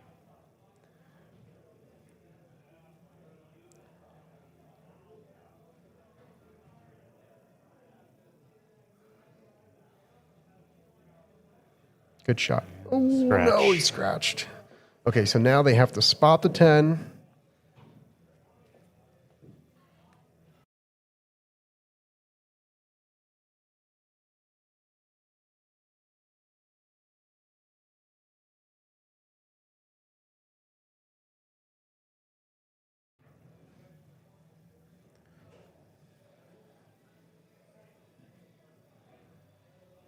As silly as this seems for people that don't play pool, if anybody out there is watching this that doesn't play, because the 10 was made and scratched, your opponent must shoot with ball in hand with the ball spotted. Okay, so Jared takes the racket. It's now 9-5.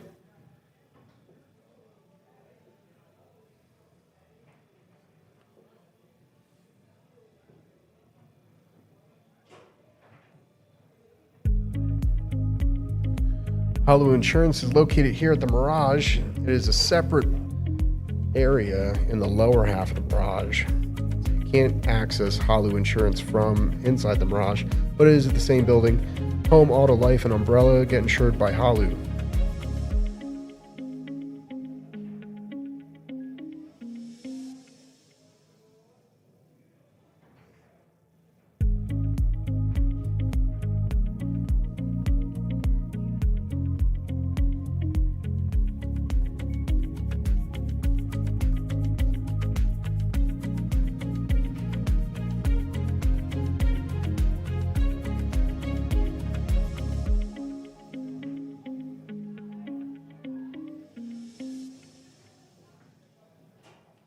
So this is the last rack of 10 ball, correct?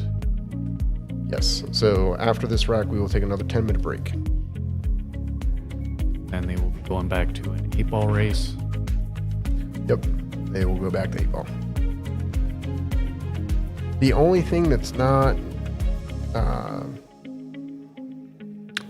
guess I would say uniformed with this formatting is because they're playing a race to 15, if they get to the last 10 ball set, they don't actually play 5 10 ball games.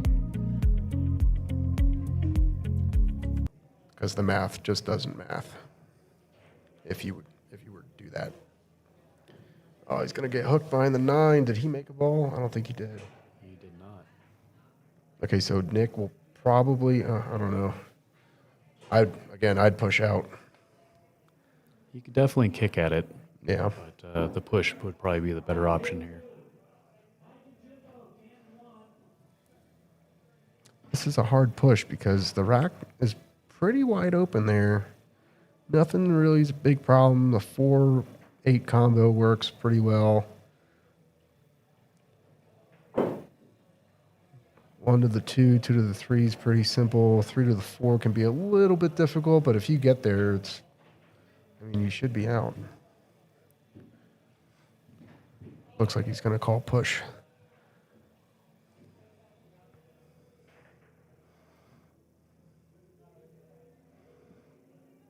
Okay, so he pushed. Now, Nick, I don't think knows how to jump very well. Yeah, Nick doesn't really jump. He prefers to go for a kick, a bank, or a masse. Yeah, he's not massing this.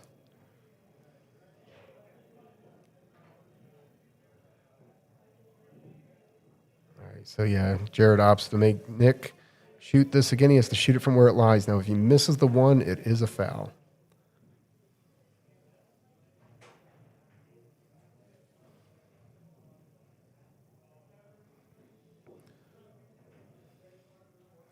Yeah, I would only push into a jump shot if you know how to jump, in my opinion. I mean, I know how to jump. I think I jump pretty well, but he just missed it.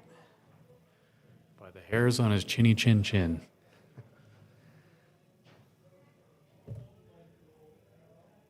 Good call by Jared to give that shot back.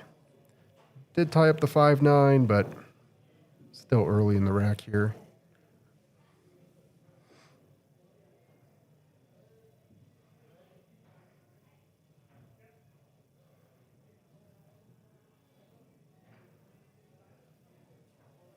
Good shot, good cue ball control.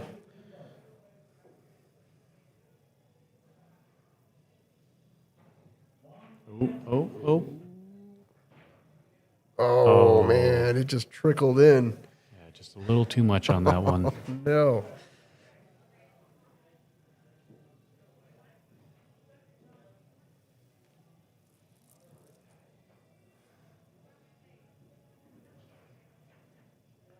All right, so getting from the 3 to the 4 is the tricky part about this, other than obviously the 5's tied up. I prefer follow. I'm a follow shooter. He's going to try to draw back here. I would just play it up by the 5. You could even use the 5 to make the 3, break it out.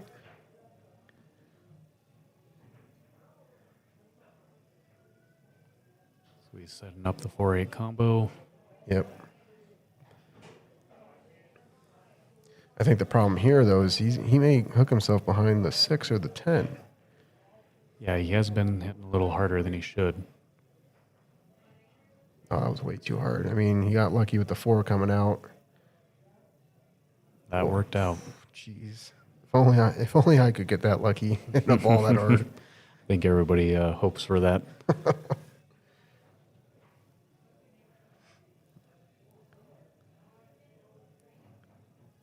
Oh, missed it.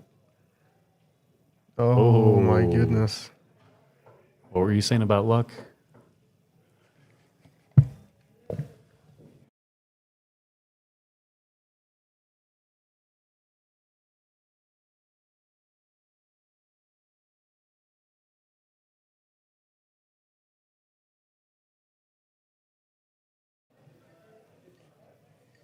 Oh, That was a good hit. wow.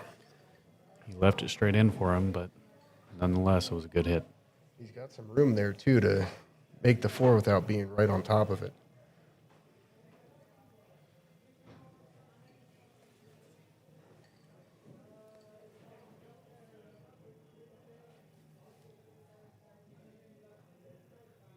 He's got to just tap it, just real light. This is one of the only times you can get away with poking at a ball. I would also prefer using a bridge here instead of trying to reach over. Nick's a pretty tall guy, though. Yeah, he does have that knee injury, so he might want to take out his bridge, but looks like he's going for it. Just nice little tap.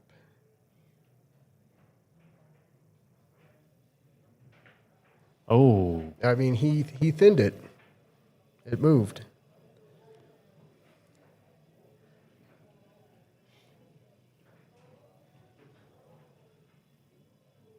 There you go. Good shot.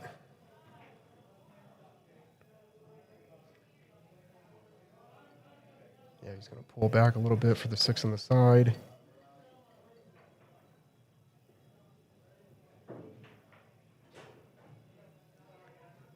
Good shot. Very nice cue ball control there.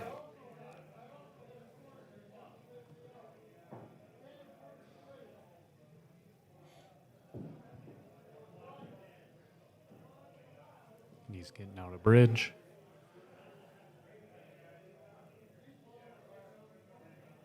Nice and easy center ball. Top.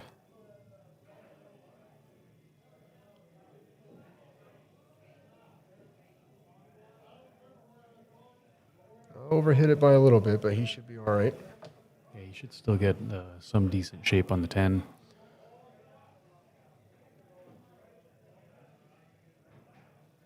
There you go. Jared's going to take down 5 10-ball racks here to take a massive lead. And there it is. So we will be back after another 10-minute break. It is 5-10. Jared Sharpe is in the lead.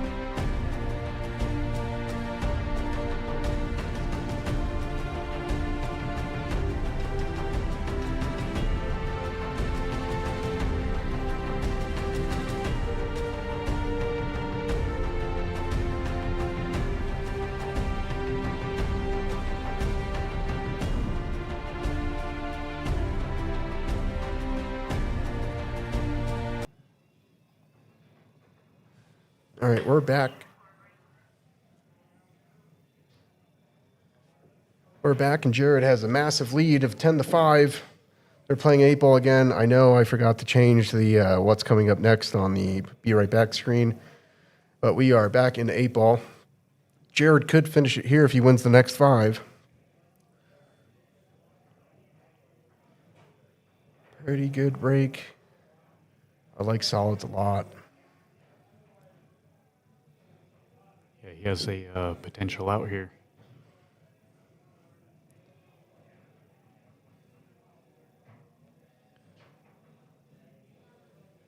You got to hit that a little bit better because you'd probably want to take the 7 next, but now you got to take the 5 or the 3. Yep. He's taking the 3, going to come back down for the 7. Oh, he just tied up the 2. Not good. Might run into the 8-ball here, playing the 7 on the side. He already had an early 8 early on. That's First true. round of 8. Good shot, good shot. All right, now he's got to get the 2-ball out. He's got a little bit of angle. You could probably just put top center on this, and it would come 2 rails and bump that 10. Oh, he's going to scratch. Okay.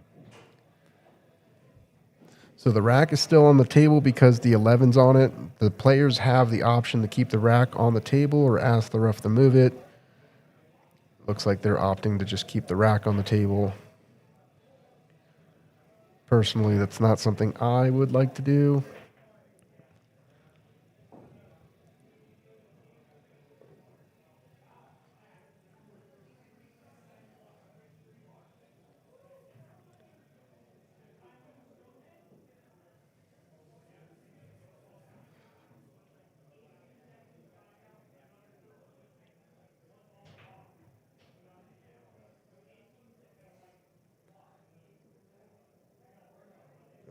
I'm not a big fan of starting in the middle of the table.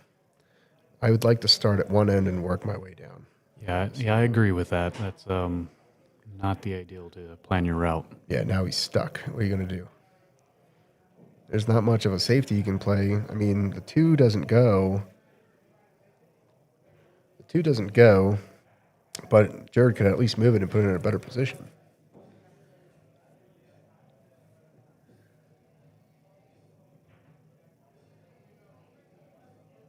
Oh, Yeah, he just made it much easier for him to get out now. yeah, that might have cost him right there. He's a bit straight, so he's probably just going to stun it. Wow, that was a great shot. You're Does good. he have You're enough? good. Yeah, he's going to play rail first. Go first. Problem is there's so much traffic. Yep. Oh, yeah. Wow. Didn't really see that coming. All right, Nick's got some work to do here. He's got to clear up and get a game if he wants to stay in this match.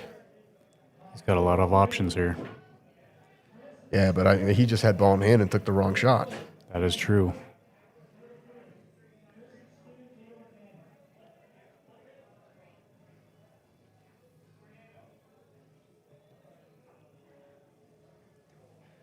Oh man, there's so many options to take right now because pretty much all your balls are on that side of the table. I think I would leave the 13 for the 8-ball position shot and just clean this up here. Probably start with the 11 in the corner or the side. I think I'd prefer it in the side and roll forward, take the 9 or the 12 next. And he doesn't even have to go for a full run out. He can make a couple and do some nasty defenses and get ball in hand again. Yeah.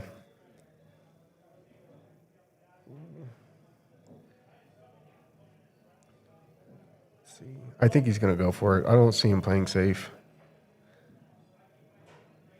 He's not leaving himself very well, though. Yeah, he tends to put draw on the majority of his shots.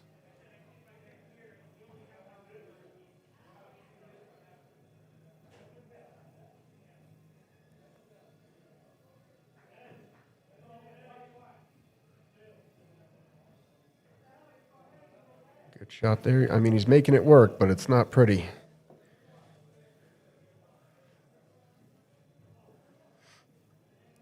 You Got to take this 12 all the way down. You got to take it now.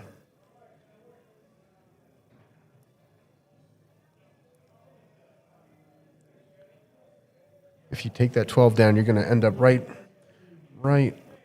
in line with the 9.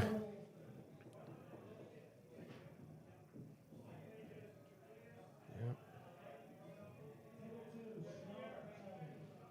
There you go. Overhit it a bit. You kind of want to be right near the spot. This is a bit tougher to hold because you're going to end up probably right around the same spot the cue ball's in now for the 13, unless you go back and forth using both rails. Yeah, see, you want to hit that a little harder so that the cue ball comes back over to the other side and get you kind of straighter on this ball. He's all right, though. He's going to have to play the right speed here. I think if he just puts a little bit of top on this, he's going to end up just fine on the 8. He just made it tougher for himself.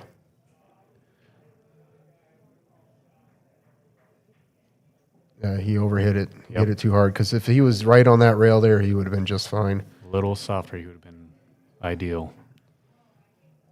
Very makeable shot. Just he's got to reach. You don't want to hang this ball, though, and give Jared a 6-game lead. Definitely not.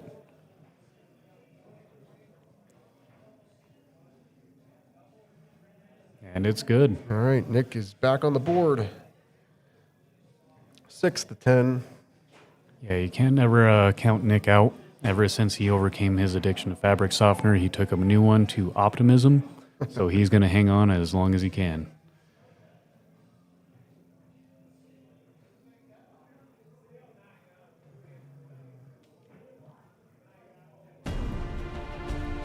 Here's my info. If you are interested in playing a grudge match, it's my number. You can reach me on Facebook or just text me. And we can get something going. Like I said, we are booked out until August. I should be getting 2 to 3 weekends a month. I think July, August, and through the remainder of the year into next year. I'm not quite sure yet. I haven't gotten the dates. I should have those dates probably within the next couple of weeks.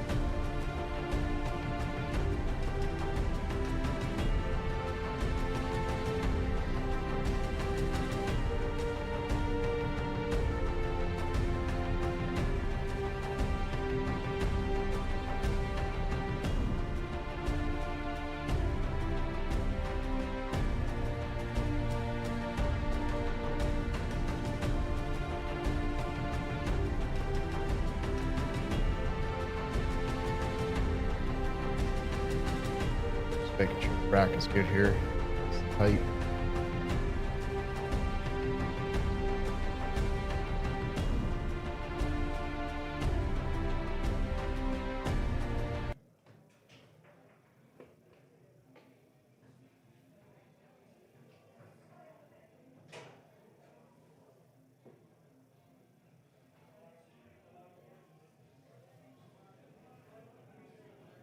All right, looks like we're good to go.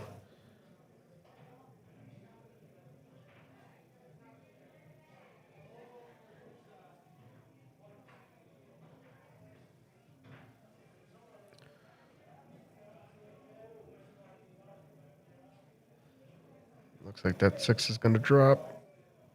Oh, not quite. Hanging on the edge. Didn't leave Jared anything good to start with again off the break. Get this rack out of here.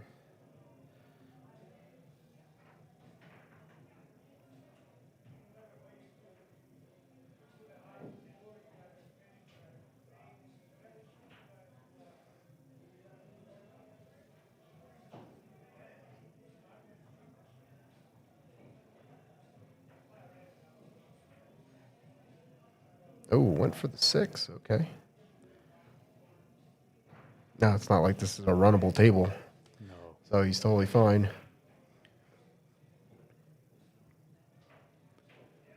This is a really ugly table. Like, nothing goes. Yeah, I think he might be forcing Nick to just take that 6.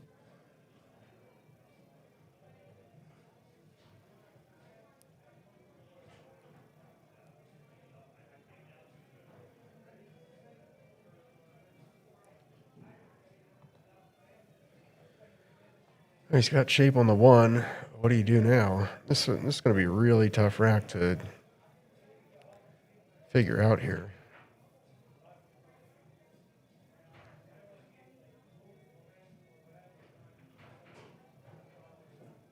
5 in the side, 4 in the corner. I think I choose the 4 in the corner and put a little bit of low, what would that be? Low right on it. Low right. And run into the 3 ball there. Break that up a bit.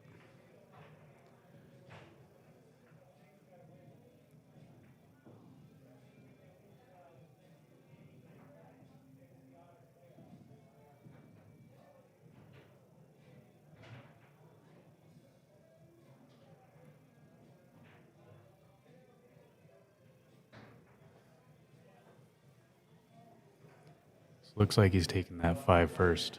Yeah, I mean, it's not a bad choice, but it's not the choice I would choose. So now he has an option to break the 2 ball out. Just putting just top on it should bump into one of those balls. He put English on that. Put left on there. I think he was putting English on it to compensate to bump it. Now the 2 may still go in the corner here, as long as it's not frozen. Now if it goes, then the 3 may go on the side. It's a little tough to tell.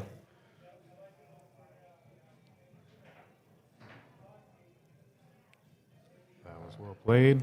Let's see if he has position. And No.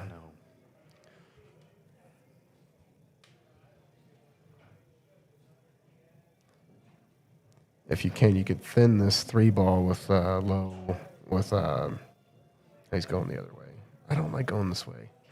It's just been a terrible rack, though. I think I would have thinned it on the other side and tried to get it up behind the 13. Yeah, leave Jared down table on the short cushion. Yeah, because now he's got plenty of options. His balls are more, they're in better positions now than at the beginning of the rack.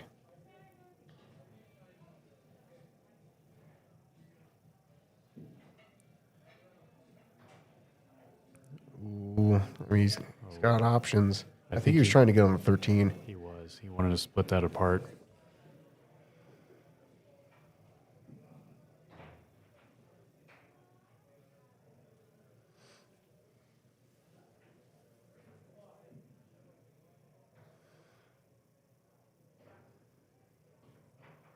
I mean, not bad. The 3 does not go. And the 7 doesn't either.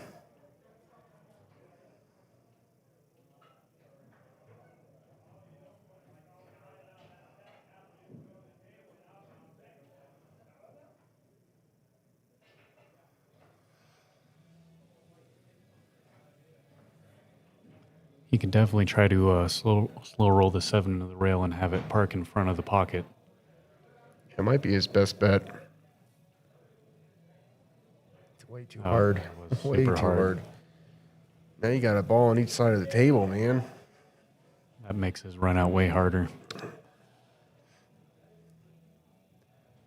He did block a pocket for Jared's 12 ball down there, but he's got so many options to get on the correct side of that ball.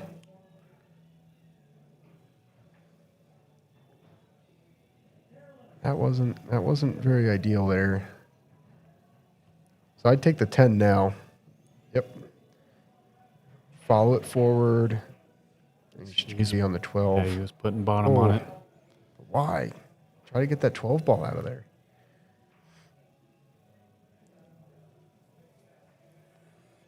This is a thin 3 ball cut, but again, thin cuts on the corner pocket like this, when they're right in the middle of that side of the table, it has a good chance of scratching. Yeah. Yeah, he's already done that a couple times.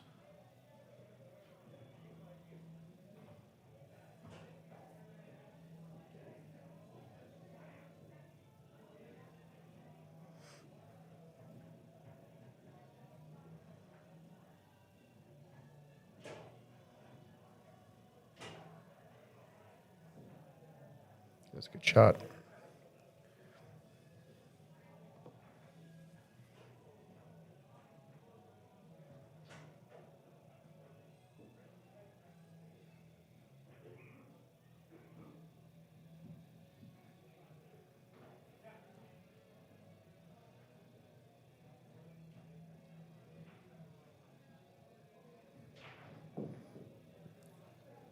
He's playing it in the side pocket. That should give him a decent shape on the 8. I think I would have played it to the corner, only because, one, if you miss the corner, all of Jared's balls are over there. He needs that pocket. And it would have left you the 8 for the other corner pocket. Oh, that was a pretty good save.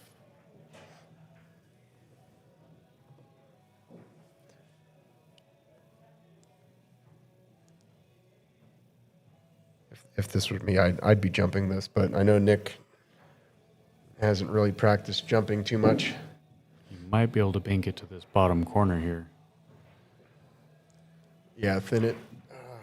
I think it would go the wrong way. I don't think you can see enough of the ball. Yeah, he might not have enough of it.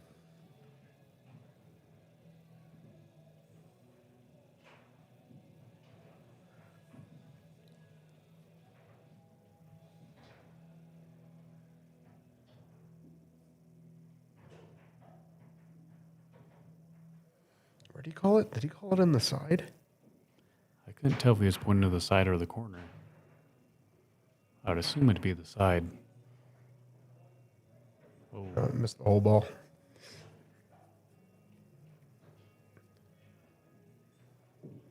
All right, with ball in hand here, I shoot the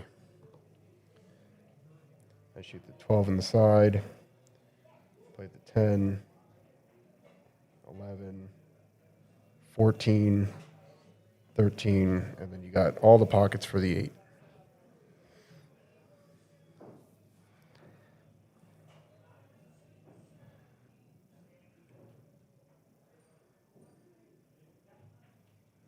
Nice and easy.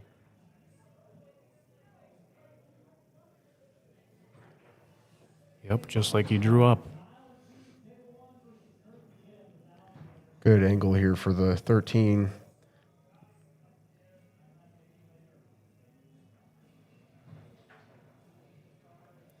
Hit it a little hard, but that 7 there, it definitely saved him.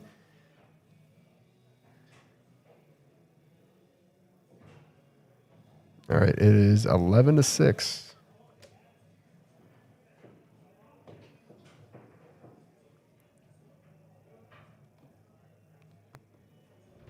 Coming up in 2 weeks, Conrad Johnson faces off against Brent Taylor in a 8-ball match. Win by 2, race to 10. Winner breaks, BCA rules, Magic Rack, and Aramith balls will be the equipment, and they're playing for 500. This is on April 25th, 2026 at 11:30 a.m. It is the morning-afternoon match on Table 5 at the Mirage. Jackson Brini will be reffing and racking, and Sean Ford and I will be the commentators.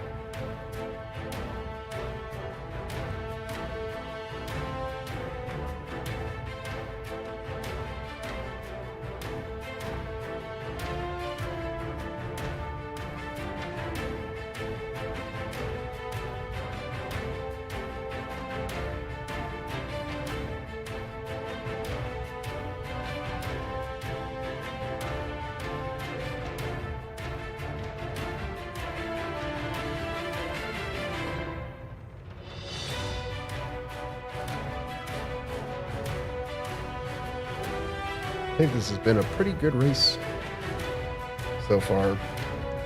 Jared's definitely got the edge on Nick. today, especially in rotation. His rotation. Yeah, Jared definitely he definitely had the upper hand in the 10-ball matches. Swept all 5. Yeah, that was big. He's 4 away from clinching the match. Nick has not even reached the halfway point yet. Now, if Nick catches up, it is a win by 2. It is not win by 2. Oh, it is not. No, not today. Nope. Okay. So first to 15 takes the match. Yep.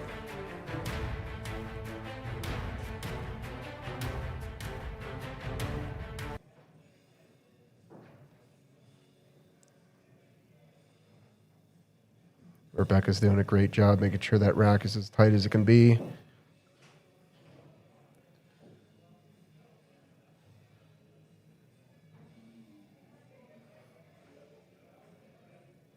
Oh, man, another scratch. Oh, wow, look at that rack. Big problem area. This is one of the problems, though, too. Like, so I feel like he's putting too much power into the break. Like, just ease off a little bit. You're probably going to get a much better spread. And probably not scratch as much either.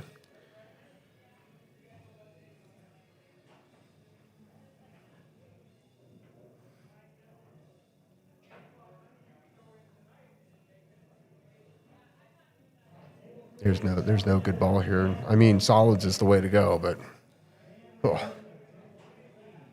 I'd probably start with that 3 ball if it goes in the corner. That's what I was thinking. You can get that broken up a little bit. Yeah, all you got to do is just get that 7 out just a little bit more, play the 3, open up the 7 a bit more, and then you should be okay.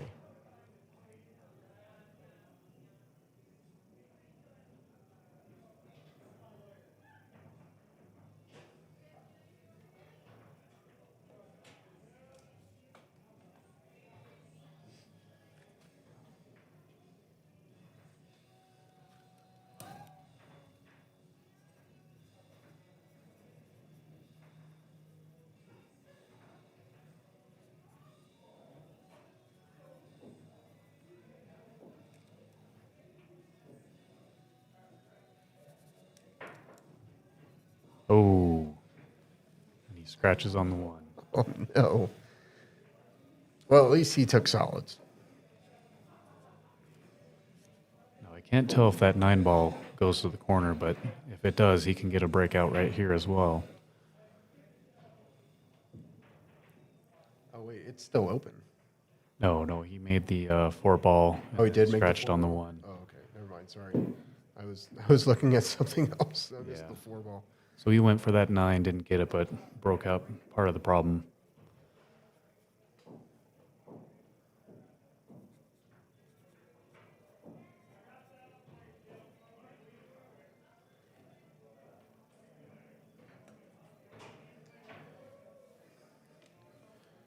And they're going to leave the rack. Yeah, that 11 looks like it's on it. It's solid on there. Playing the 5.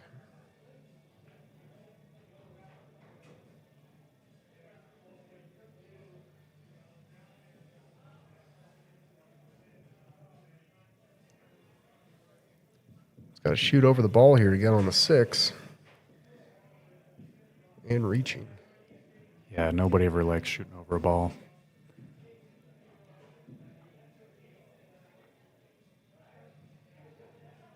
Man, just an ugly rack again.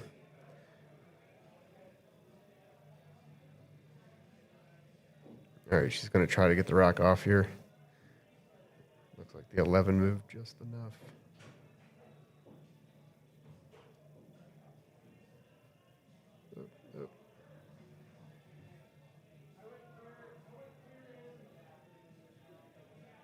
There we go.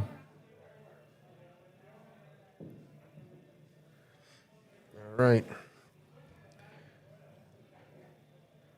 Man, there's no good shot here. 9 in the side, but then what? I mean, you're going to run into the 6 or the 7. Okay, he's playing the 12. Good shot. Yeah, he's on the wrong side here. So he could play the 10 and the 13 and leave him a defense, leave him to only shoot the 2. I think I'd shoot this 14 and wedge it between the 7, and it might go in. He's playing safe. That was a good shot. Yeah, he froze him right on that ball. Yeah, we'll have to watch for movement on that 10.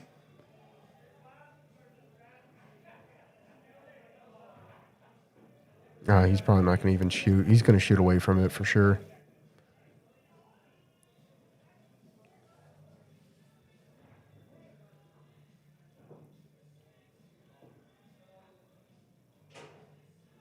Yep, here we go. He's probably going to call the 7.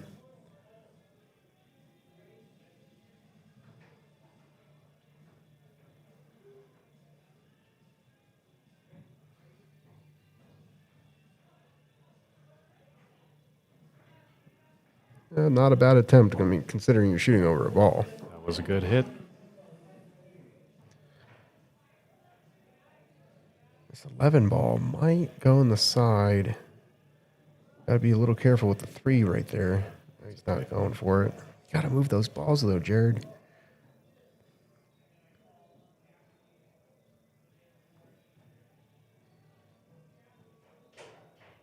Doesn't have a lot of options here. No, not at all. I mean, there's just no breakout.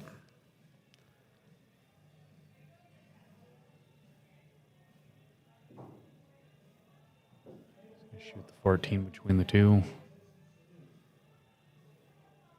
Yeah, he took the pocket.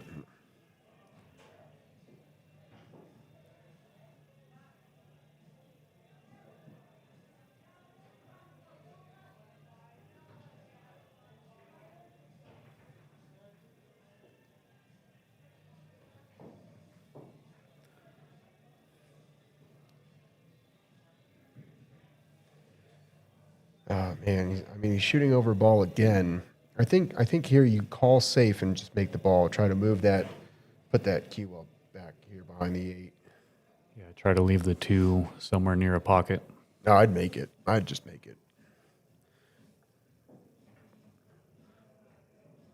Now, see, he rolled it up too far because now you left Jared the 9.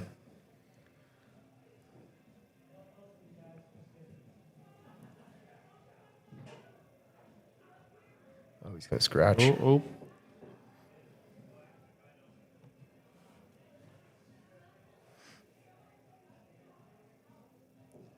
Okay, Nick may get another game here. Should take the 7 over by where the 9 is. And then take the 3. And then take the 3, yep. And then you're on the 2 and the 8's on the side. You could take the 3 in the side or down in the corner. Yep. You do a little stop shot here. Yeah, that's all you need to do. And then the corner's probably the safer bet because then you're in line with the 2. Oh. Boy. What? Well, he has the pocket. Yeah, he definitely has the pocket. Jared, you got to move those balls, man.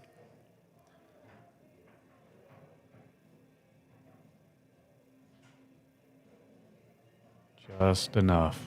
All right, he's probably going to play safe and make the 7 and get the 13 out.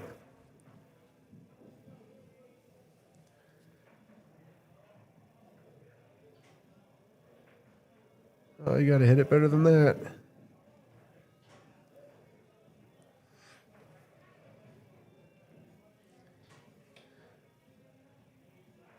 This is a tough shot, but the 3 in the side, that will definitely get you out. 3 in the side, 2 in the corner. Nick may be thinking about taking the bank. Yep, he called the bank. That 13 goes now, by the way. So Jared does have some of the pocket. Oh, good shot. That was a great shot. I do believe that he can see the 7. Rebecca should be near that pocket, keeping an eye on it.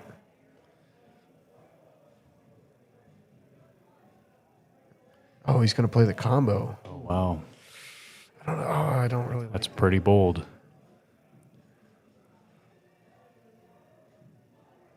That was a great shot, though. Got it. But see, Now the 2 is tied up. Now you're stuck. It was a great shot, but you're stuck.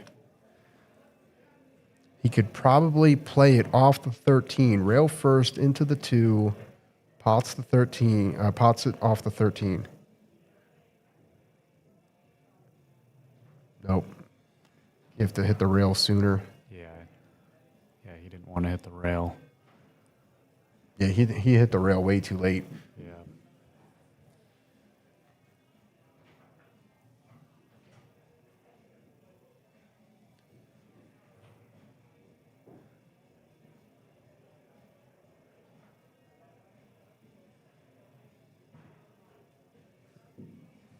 Not bad. I expect Jared to... Oh, that was I was close. going to say, I expect him to finish this rack out here. Almost hung the 10. Yeah, this is the correct shot. There you go. Position on the 11.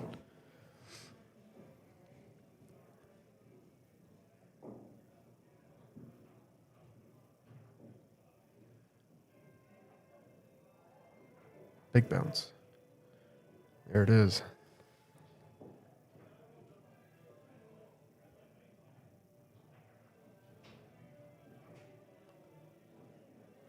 And Jared takes the rack.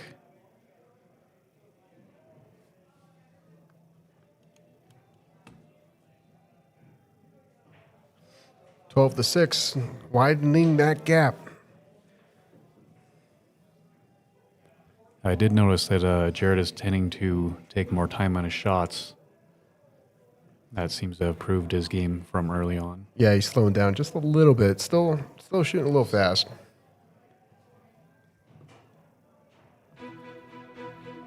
Here are the upcoming matches over the next couple of months. I'm excited for a lot of these. Kyle and Sam Ferris. Really looking forward to that match. I believe they're going to play 9-ball, but they haven't sent me anything yet. They just locked in the date. And then we have Derek Morris and JB Pollard. I'm excited for that one too. Derek plays great. He's my Scotch doubles partner when we go out and play Scotch doubles matches. And I've heard JB plays like a monster, so I'm excited to watch that too. And for Danny Martinez and Chris Bierman also plays out of Piazza's. Danny Martinez plays out of Felt. I think this will be the first match where we don't have somebody representing the Mirage. Yeah, Richard and Michael should be a pretty close match as well. I don't know. Mikey's been playing really, really good lately. Oh, you think he has the upper hand? I think that if Michael stays on the path he's currently on, that he's going to have the upper hand. Yeah, Richard is very good with safeties. He always plays smart. He won't go for a run out that he's not fully confident in. Yeah. I think that's where Richard may get saved and pull ahead in the match is by playing the safeties. But he overplayed the safeties playing Adrian in the first Grudge match ever, and it cost him. Missed his chance to run out. Yep, he had plenty of chances to run out, and he played safe instead, and it cost him the match.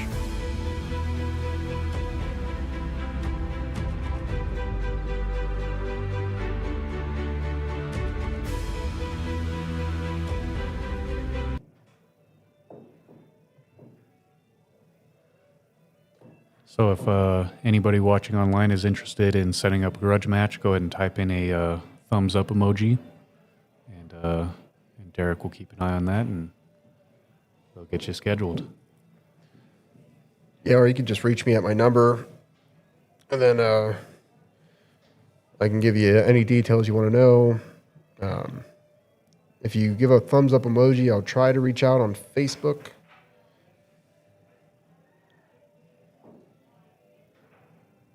That's a better spread than... I mean, the breaks in the beginning of the match were just phenomenal. Yeah. Now they're starting to get cluttered. I think they're just breaking too hard. Yeah, they're trying too hard to put too much on it.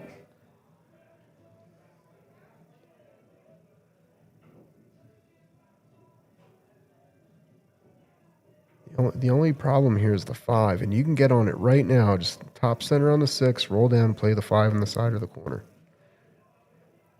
Just like that. Oh, Perfect. yeah. Yeah, you got to figure out how to get the 2 out of there. You got to end up on the short side of that 2 over here if you want to have a shot at that ball. Yeah, I don't really see an ideal key ball to set up the 8.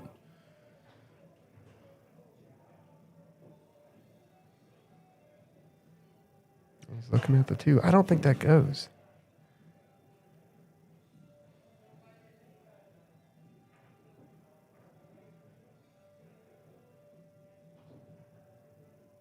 I'd take the 3.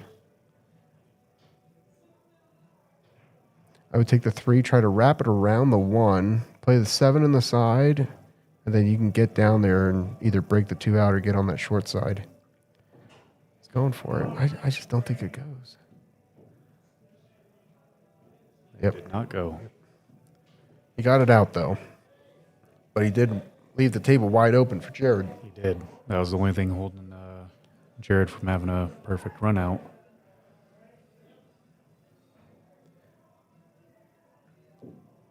Ooh, it's that way was too hard. Way too much sauce. And he left the pocket open now, too. I mean, Nick should be out here. The 1 ball is really the only ball that's kind of tough to get on, but not really, because you could take the 7 right now and get on it.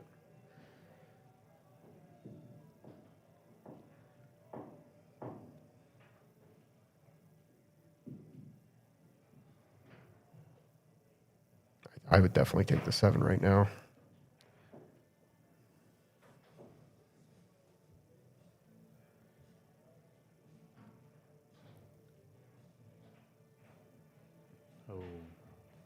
Oh, Both just missing.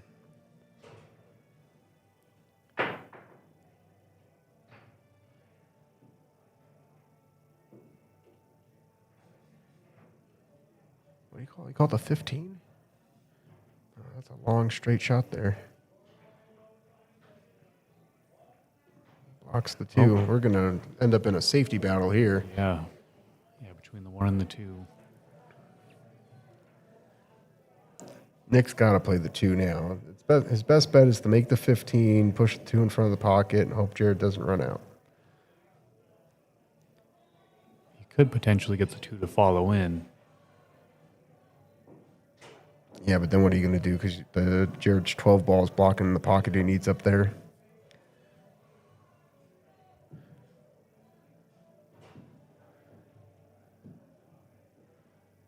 He didn't take the pocket either. Nope, and it's on the short rail. You don't really want to leave balls on the short rail because you have a smaller area to get the correct angle. You want to leave them on the long rail. You have a much wider area to get the correct angle. Just take your time here and should be out. He's hitting too hard. He's just hitting too hard.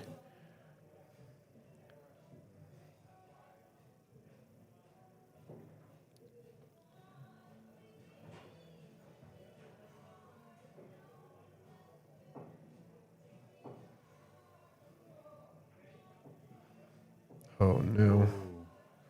Too hard again. At least he's on the right side of the 9. It's just a bad angle.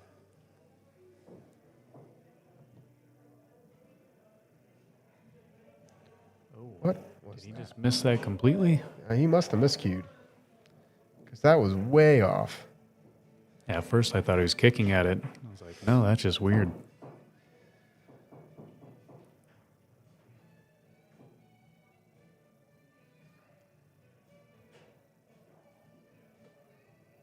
You got to start with the 2.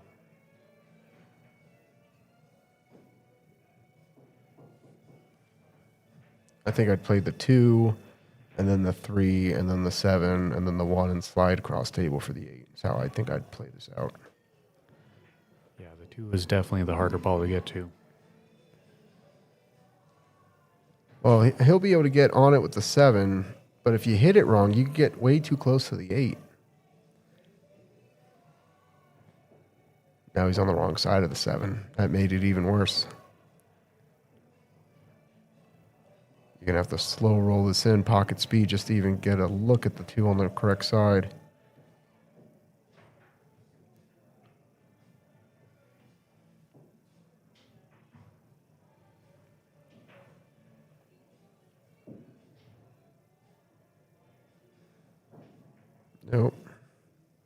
Gonna scratch.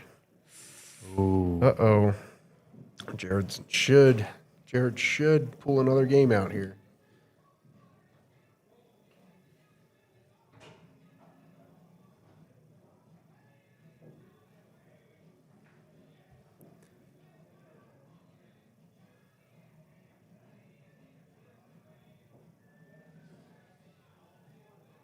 That was played perfectly. Yep, dead straight. Don't hit it hard. There you go, good speed. Jared pulls within 2 of winning this match. Race to 15.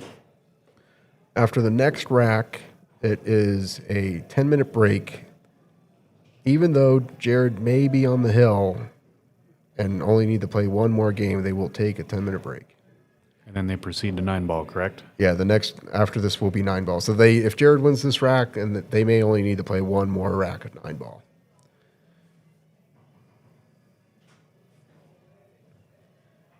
Since we're winding down here, and there may only be a few more racks left, unless Nick makes a tremendous comeback, I just want to put a few more of these ads up here.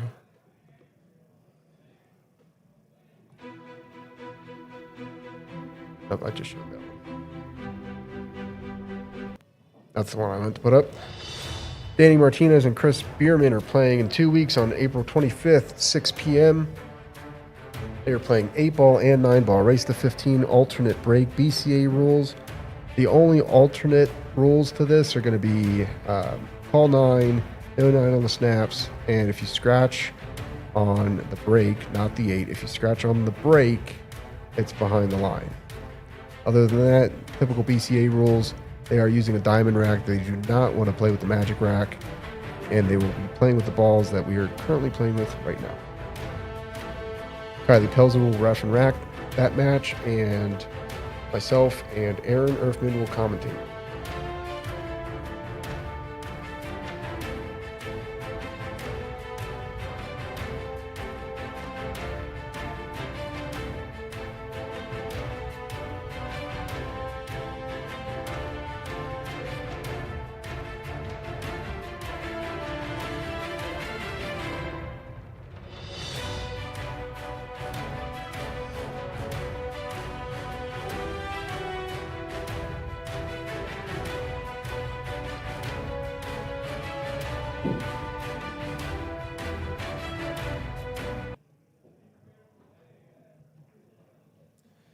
All right, here we go.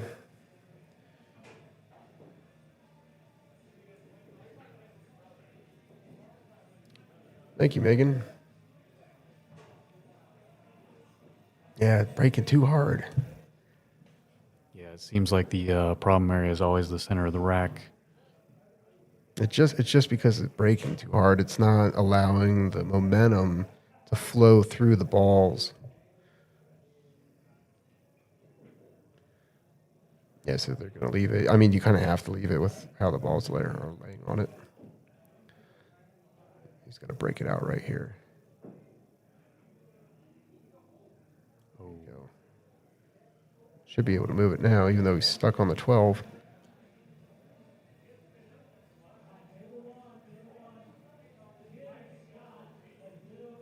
Yep, there you go.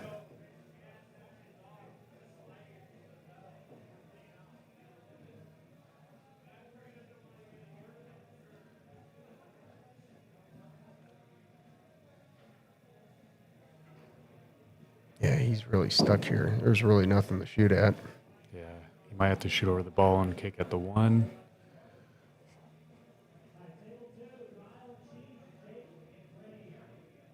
Going for the 3.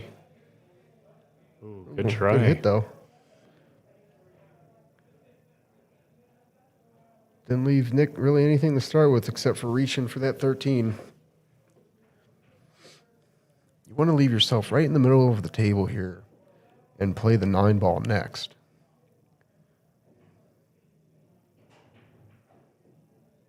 Good shot. Oh. Way too hard, but good shot.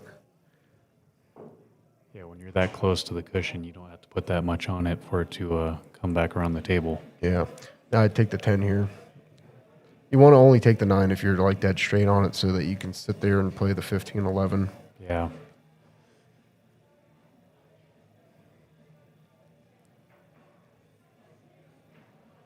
There you go. That was a good shot.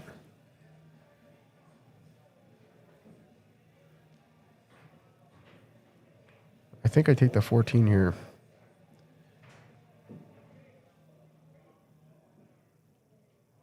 Yep, that's why I would have taken the 14. Now he might try to take that 9. Yeah, if he would have taken the 14, it's a little bit of a tougher cut, but you could break the 5-8 out. Even though the 8 doesn't really need to be broken out, it also slows the ball down, and no matter what side you hit the 5 on, you leave yourself the 9 ball or the 12 that he just shot. So now he's going to go for a bank. He may hook himself behind one of the solids down there.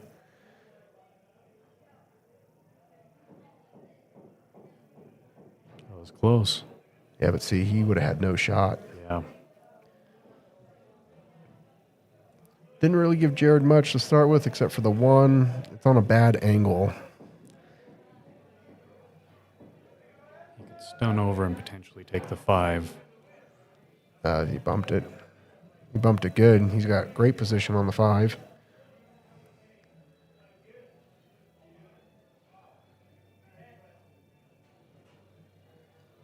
All right, good. Good shape there. He could make the 9 by playing the 4. If he plays the 4 in the corner and the 3 makes the 9, he's out.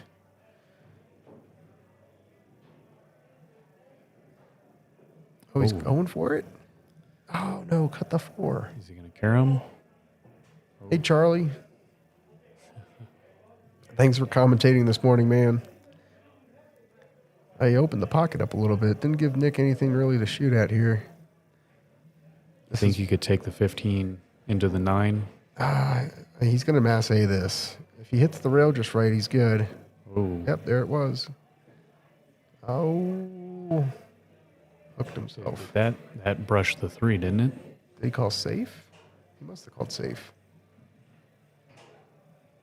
Wow, that was risky. How do you call safe and do that? Is Nick calling a foul on himself? I believe that brushed the 3.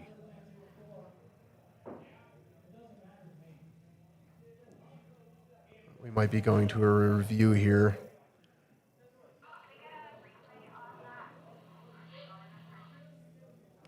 Okay, yeah, I can take a look at it.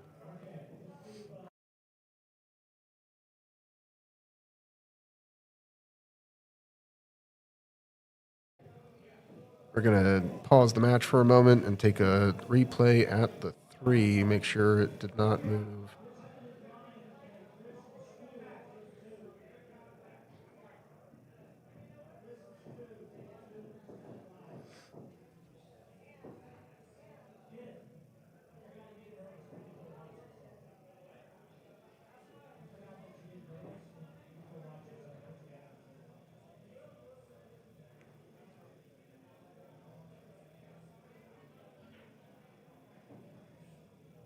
Oh, yeah, he did hit the 3.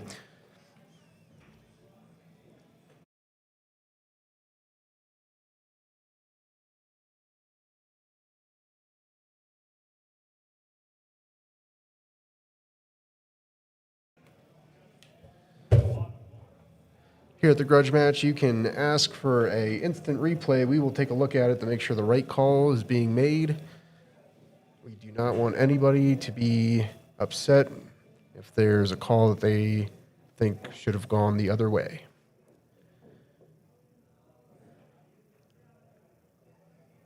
And good job on Nick for catching that.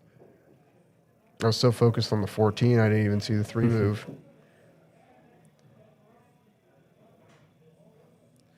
All right, Jared is on hill. We will be back after a 10-minute break.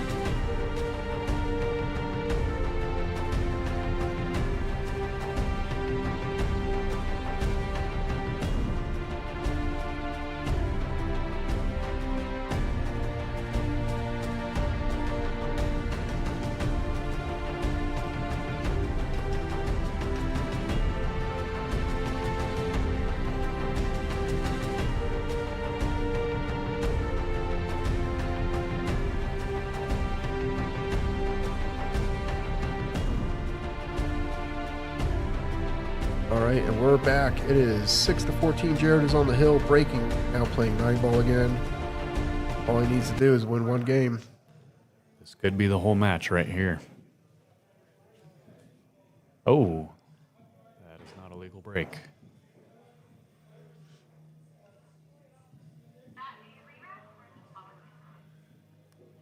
Let me take a look. The one ball was not struck first.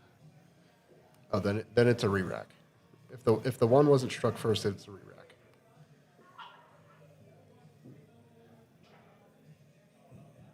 Oh yeah, I didn't even see that. I was trying to change the in-house scoreboard back to the scoreboard. Yeah, he must have miscued on that. It is Nick's break now, by the way. Nick could line up a break 1-9 combo for Jared. He could. That would be pretty wild. This could be an underdog story right here.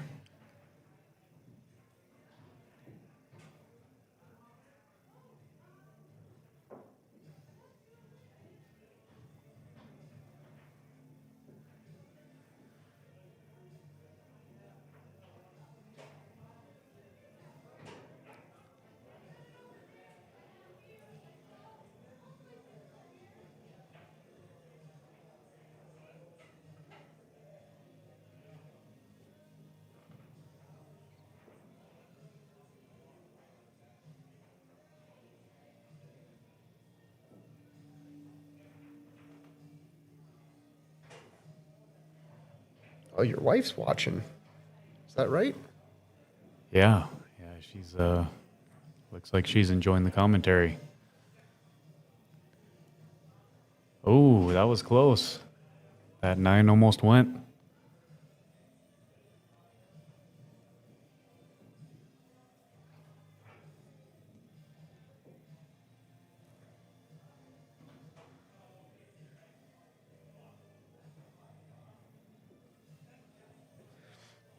Is he going for the carom? I was wondering that myself. No, he didn't go for it. I mean, if I'm down 8 games and my opponent's on the hill, I'm kind of just I'm going for it all. I mean, you got to play smart, but that could have been a very doable shot. Now you leave Jared with an open table. 4 ball's the only trouble ball here. He could set up a pretty decent combo on the 5. Yep. Yeah, that's the right shot. That's the right corner. What was that? Oh,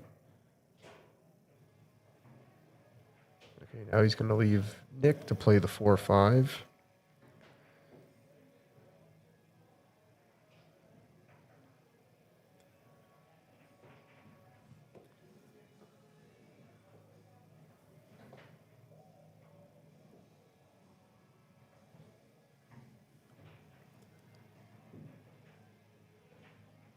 Oh, he was going to bump it out. Oh, no. hit too hard. This could very well be the end of the match. Yeah, last thing you want to do is give Jared a ball in hand. The only issue is going to play that 8. It all depends on how you get on the 6. Ooh. Oh. Creates a little problem there. I think the 5 goes on the side. I really think this match is over.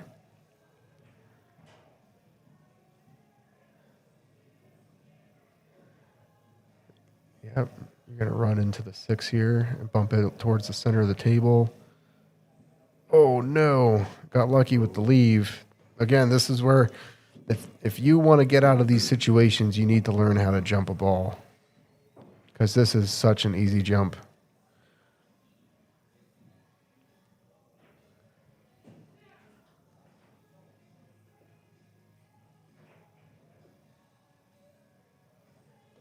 Is he looking at the masse or a kick? You got to kick this. Going for a kick. I think it's a little safer to try to kick 2 rails too. He's just going to go 1. You could miss the whole ball this way. Oh no! All right, Jared. how bad do you want to win right now? Because it's wide open for you.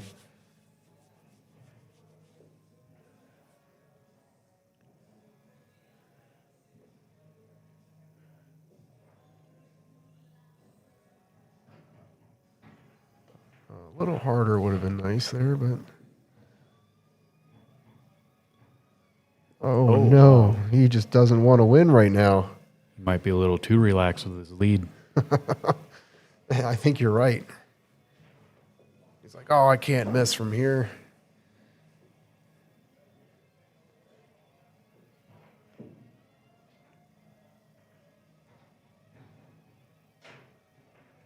All right. Gonna let Nick Williams back into it. Oh, man, he might scratch on the side here. Oh. Oh, I called it. What'd I say? I thought the He's gonna 9 might scratch save on him the for a side. second. All right, he just gave it up. concedes the match. Yep. Oh, good shooting, Jared. 15-6, Jared Sharpe takes a massive lead and turns it into a win. Thanks for commentating with me. Yeah, no problem. Thanks for asking, Derek. Yeah, absolutely, man. I would love to have you back. Good shooting to Nick and Jared. Thank you, Rebecca, for roughing and racking. Thanks for the Mirage for hosting both matches today. And thanks to Diamond Billiard Products for letting us use your logo. And we will see everybody in 2 weeks.